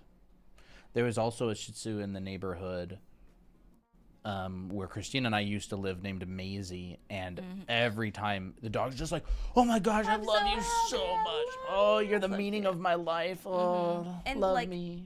It was absolutely adorable. Yeah. It wasn't like hyper. It was just like, I'm just so happy to see you. Yeah, they are literally so happy to see everybody. It's wild. It's wild. And they're gentle. Like they don't go like, they don't, like scratch your legs. Like she's just like, Oh, they're so sweet. yeah, they're so sweet. I do like those kind of. You know, then you get 3 cats and they're like, oh, you?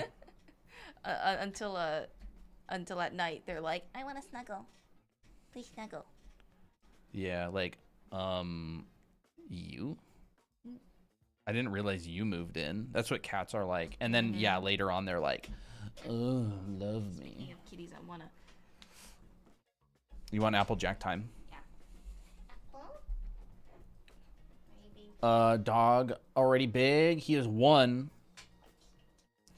Bluis? Blue. Oh. Awesome. We probably won't be getting any dogs for a while. Oh, you're purring. You like that? Oh, he loves it. Every time he's in that bed, he's just the happiest little thing ever. By the way, guess what, chat? Guess what, chat? Guess what, chat? Guess what, chat? What? We have started. Crap. We have officially started our production of our head models. We've got, I'll go pull them off, some of them off the 3D printer. A couple more sets just got done printing. But we have 5 different heads, 5 different head types. We've got the teen boy.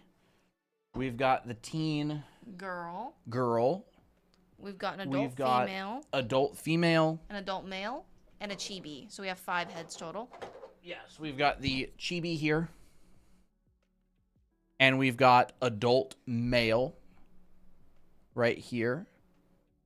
And these are reference models that we built. We sculpted them in Blender. And we are 3D printing them. So if you are always sick of trying to draw a pesky freehand angle, no more trouble. There are the shapes. And these especially are useful when you want to light. Can you hold that? Yes. They're especially useful when you need shadow shapes. So you can just take your phone and light the heads from different angles, and you get really good shadow shapes. So, for example, this shape right here. Perfect. Christina used that just the other day for a reference on that piece of Miki, just as like an example, right? So there we go. there we go. Is it fragile? Nope. No, they are. You can chuck What? these across the room like you can't believe. These are made with You could plastic. hit these like golf balls with golf clubs. They're PLA, and they have a lot of. They have 5 edge loops, so they're girthy. Very Let's just girthy. say, you could knock someone out with these. You could knock someone out with these. No, not even kidding. They're very sturdy. Like you could drop this off a building and it wouldn't break. If you're interested in these, Yes. DM us. If you're interested, we're going to be opening sales soon. So send us a DM. Say interested in the heads or whatever. We'll just put you on the wait list because we got like 4 or 5 people on the wait list already. And we'll probably be drawing the eyes on them on stream live sometimes. They double as home defense devices. Yes, absolutely you can. You could put this in a slingshot and you would knock someone out. You would. I mean, it's hard. You know, it's kind of hefty. Maybe full body sculpt too. Maybe someday. But right now we're just doing these. And we draw eyes on all of them, and they're just really good references for different angles. You just get really good shapes from them. Where'd you get the anime head model? We made it. Sculpted it in Blender. And we're going to be selling them soon. And printed them out ourselves on our 3D printer. And yeah, these are just examples of them. See? Anime Academy. And there's information. This is batch B. With the Bamboo Lab matte at 0.12 high quality. What will be the price? How much are we selling them for? I haven't decided exactly yet. It'll come in a set of 5. But yeah. Man, Christina and I put dozens of hours into these. A month or 2 ago, we spent so much time sculpting and testing different things and printing test prints and everything. And I really like how the final ones came out. They look good. Yeah. Like this one's really good. These are all going to be in one pack, so you would get all 5 heads at once. Yeah. We have considered if we just sell like individual ones, but right now, It's just I easier want to to do just put 5 them together. I'm so excited for mine. I can't wait. Yeah, Dahlia. Yeah. It's just like a side project that we're doing. A side project for stuff, you know, we're trying things. And what's this? I got a little heart me on my head. Oh, awesome. Thank you. Yeah, we're trying different stuff. We're making like helpful reference tools, trying to teach things in different ways. I think physical models, like you literally can't beat drawing from life. You can't. You can't. It's the best thing ever. Drawing from life, direct observation to see shapes and colors and values is unbeatable. It's unmatched. Yeah. And everything is digital these days. Everything has an app. Everything's like, oh, there's the app for this. There's the app for that. Like, I think apps are good, but I'm a big fan of just going back to like real stuff, you know, not digital things all the time. So yeah, if you're interested in these, send us a direct message here on TikTok, or you can DM Christina or I on Discord. You can join our Discord server on the link on our profile. Say you're interested, and we'll put you on a list of people that we will contact when we actually are Ready to sell. Ready to do that sort of thing. 3 hours. Yeah. 3 hours of streaming. I literally use these, dude. Like, I actually legitimately use them. Christina just used it the other day. For... Did I use it for these? No. Free run angle. I did it for that one, I think. The other one. The other one? Oh. Yep. Yeah. And that one too. I use that one more specifically for this one. It's just, it's nice because you can just kind of see how much things overlap. Like, where does the tip of the nose go? What curve is the mouth? Like, how do the eyes look? How squished are they? How much of the front of the head versus the side of the head am I seeing? How far down are the ears? All that kind of stuff. So useful. Do y'all draw different eye shapes? Just want to learn with y'all too. Oh yeah, we draw different eye shapes. Actually, there's Everything. a how to draw eyes video on our channel. It's the latest video, and I do talk about how to draw different eye shapes. Yeah. And the graphic read and stuff.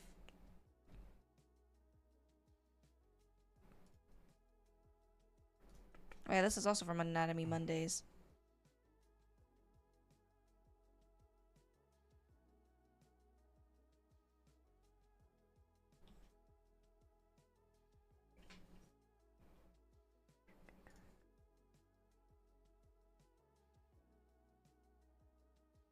Do you go live only on Mondays? No, we're actually going live every day but Thursday this week. Mm-hmm. And if we do end up streaming on Thursday, that would probably be at a later evening. Yeah, if we stream on Thursday, like we'll be live at like 9 or 10 at night probably. Yeah. Oh, well, you ready to wrap up soon? Yep. I am ready. Awesome. I'm tired. Yeah, if you couldn't tell, we teach foundation. Yep. We don't really teach too much about like, oh, how to draw in my style or here's how I do this particular thing. There's always going to be an element of that to art education. But we're much more focused on foundation. So like, you know, the fundamentals of the color theory, of value, of rendering, form shadows, cast shadows, anatomy, figure drawing, really process-driven, process-oriented things, composition, you know, the basics of costume drawing, like the 7 basic folds. Those are universal, right? Yep.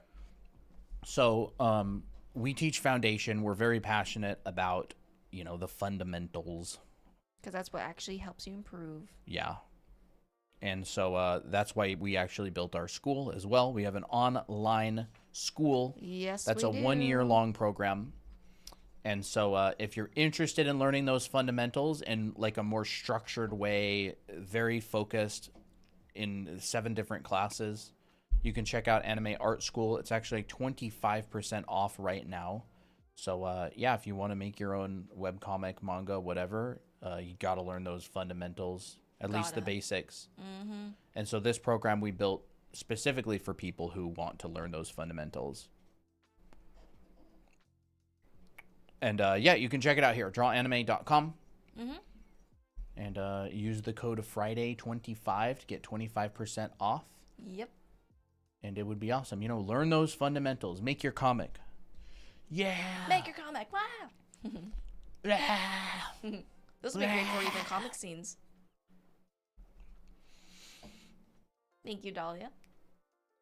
If I don't have the same style as someone, can I still follow their tutorials? I guess it depends on their tutorials, you know. If you like it, then yeah, follow it.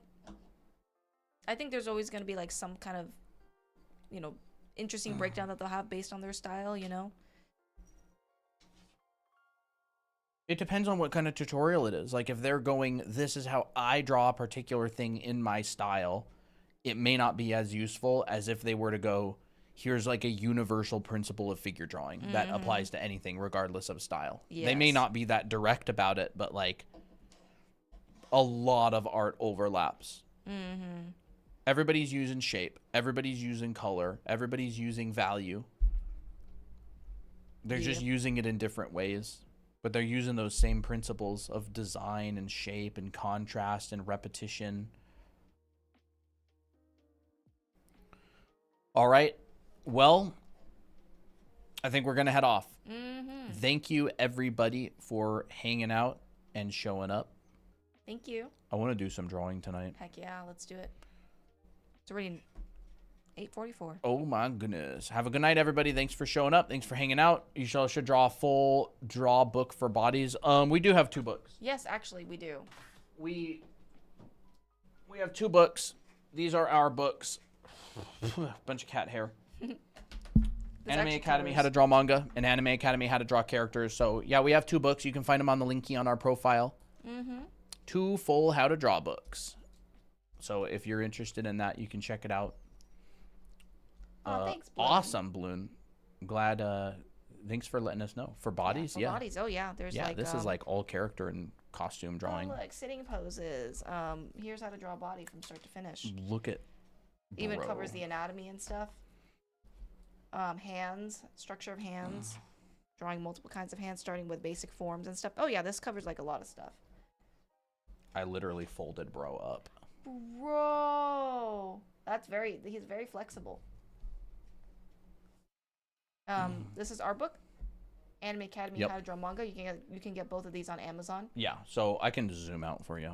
That's in. That's out. Yep. There you go. Now you can see This the is cover. book volume 2. This is book volume 1. They're pretty iconic. They're very similar. So if you see the red text with the character on the right, that's ours. Yeah. And they're both on Amazon. Yes. Physical copies. You can go Done a order them mass there. production. These are print on demand. So Yeah. Have you done like a mass production of those? No, not like mass produced. We've sold almost 10,000 copies. people want a screenshot. So here's book Screenshot. number 1. Yep. If you want to screenshot that. Do it. 3, 2, 1. And here's volume 2. Yes. 3, There you go. 2, 1. Screenshotted. Yep. All right, everybody. Have a great day. Don't forget Secret Santa in the Discord server. Go sign up in the announcements Yep. channel. And bye-bye. Bye. Have a good day. Or night. Applejack. Wait. See ya. Oh. What? I was going to say the Meow Meow song. Oh. Oh, well. We'll do it whatever. another day. Yeah. Bye-bye.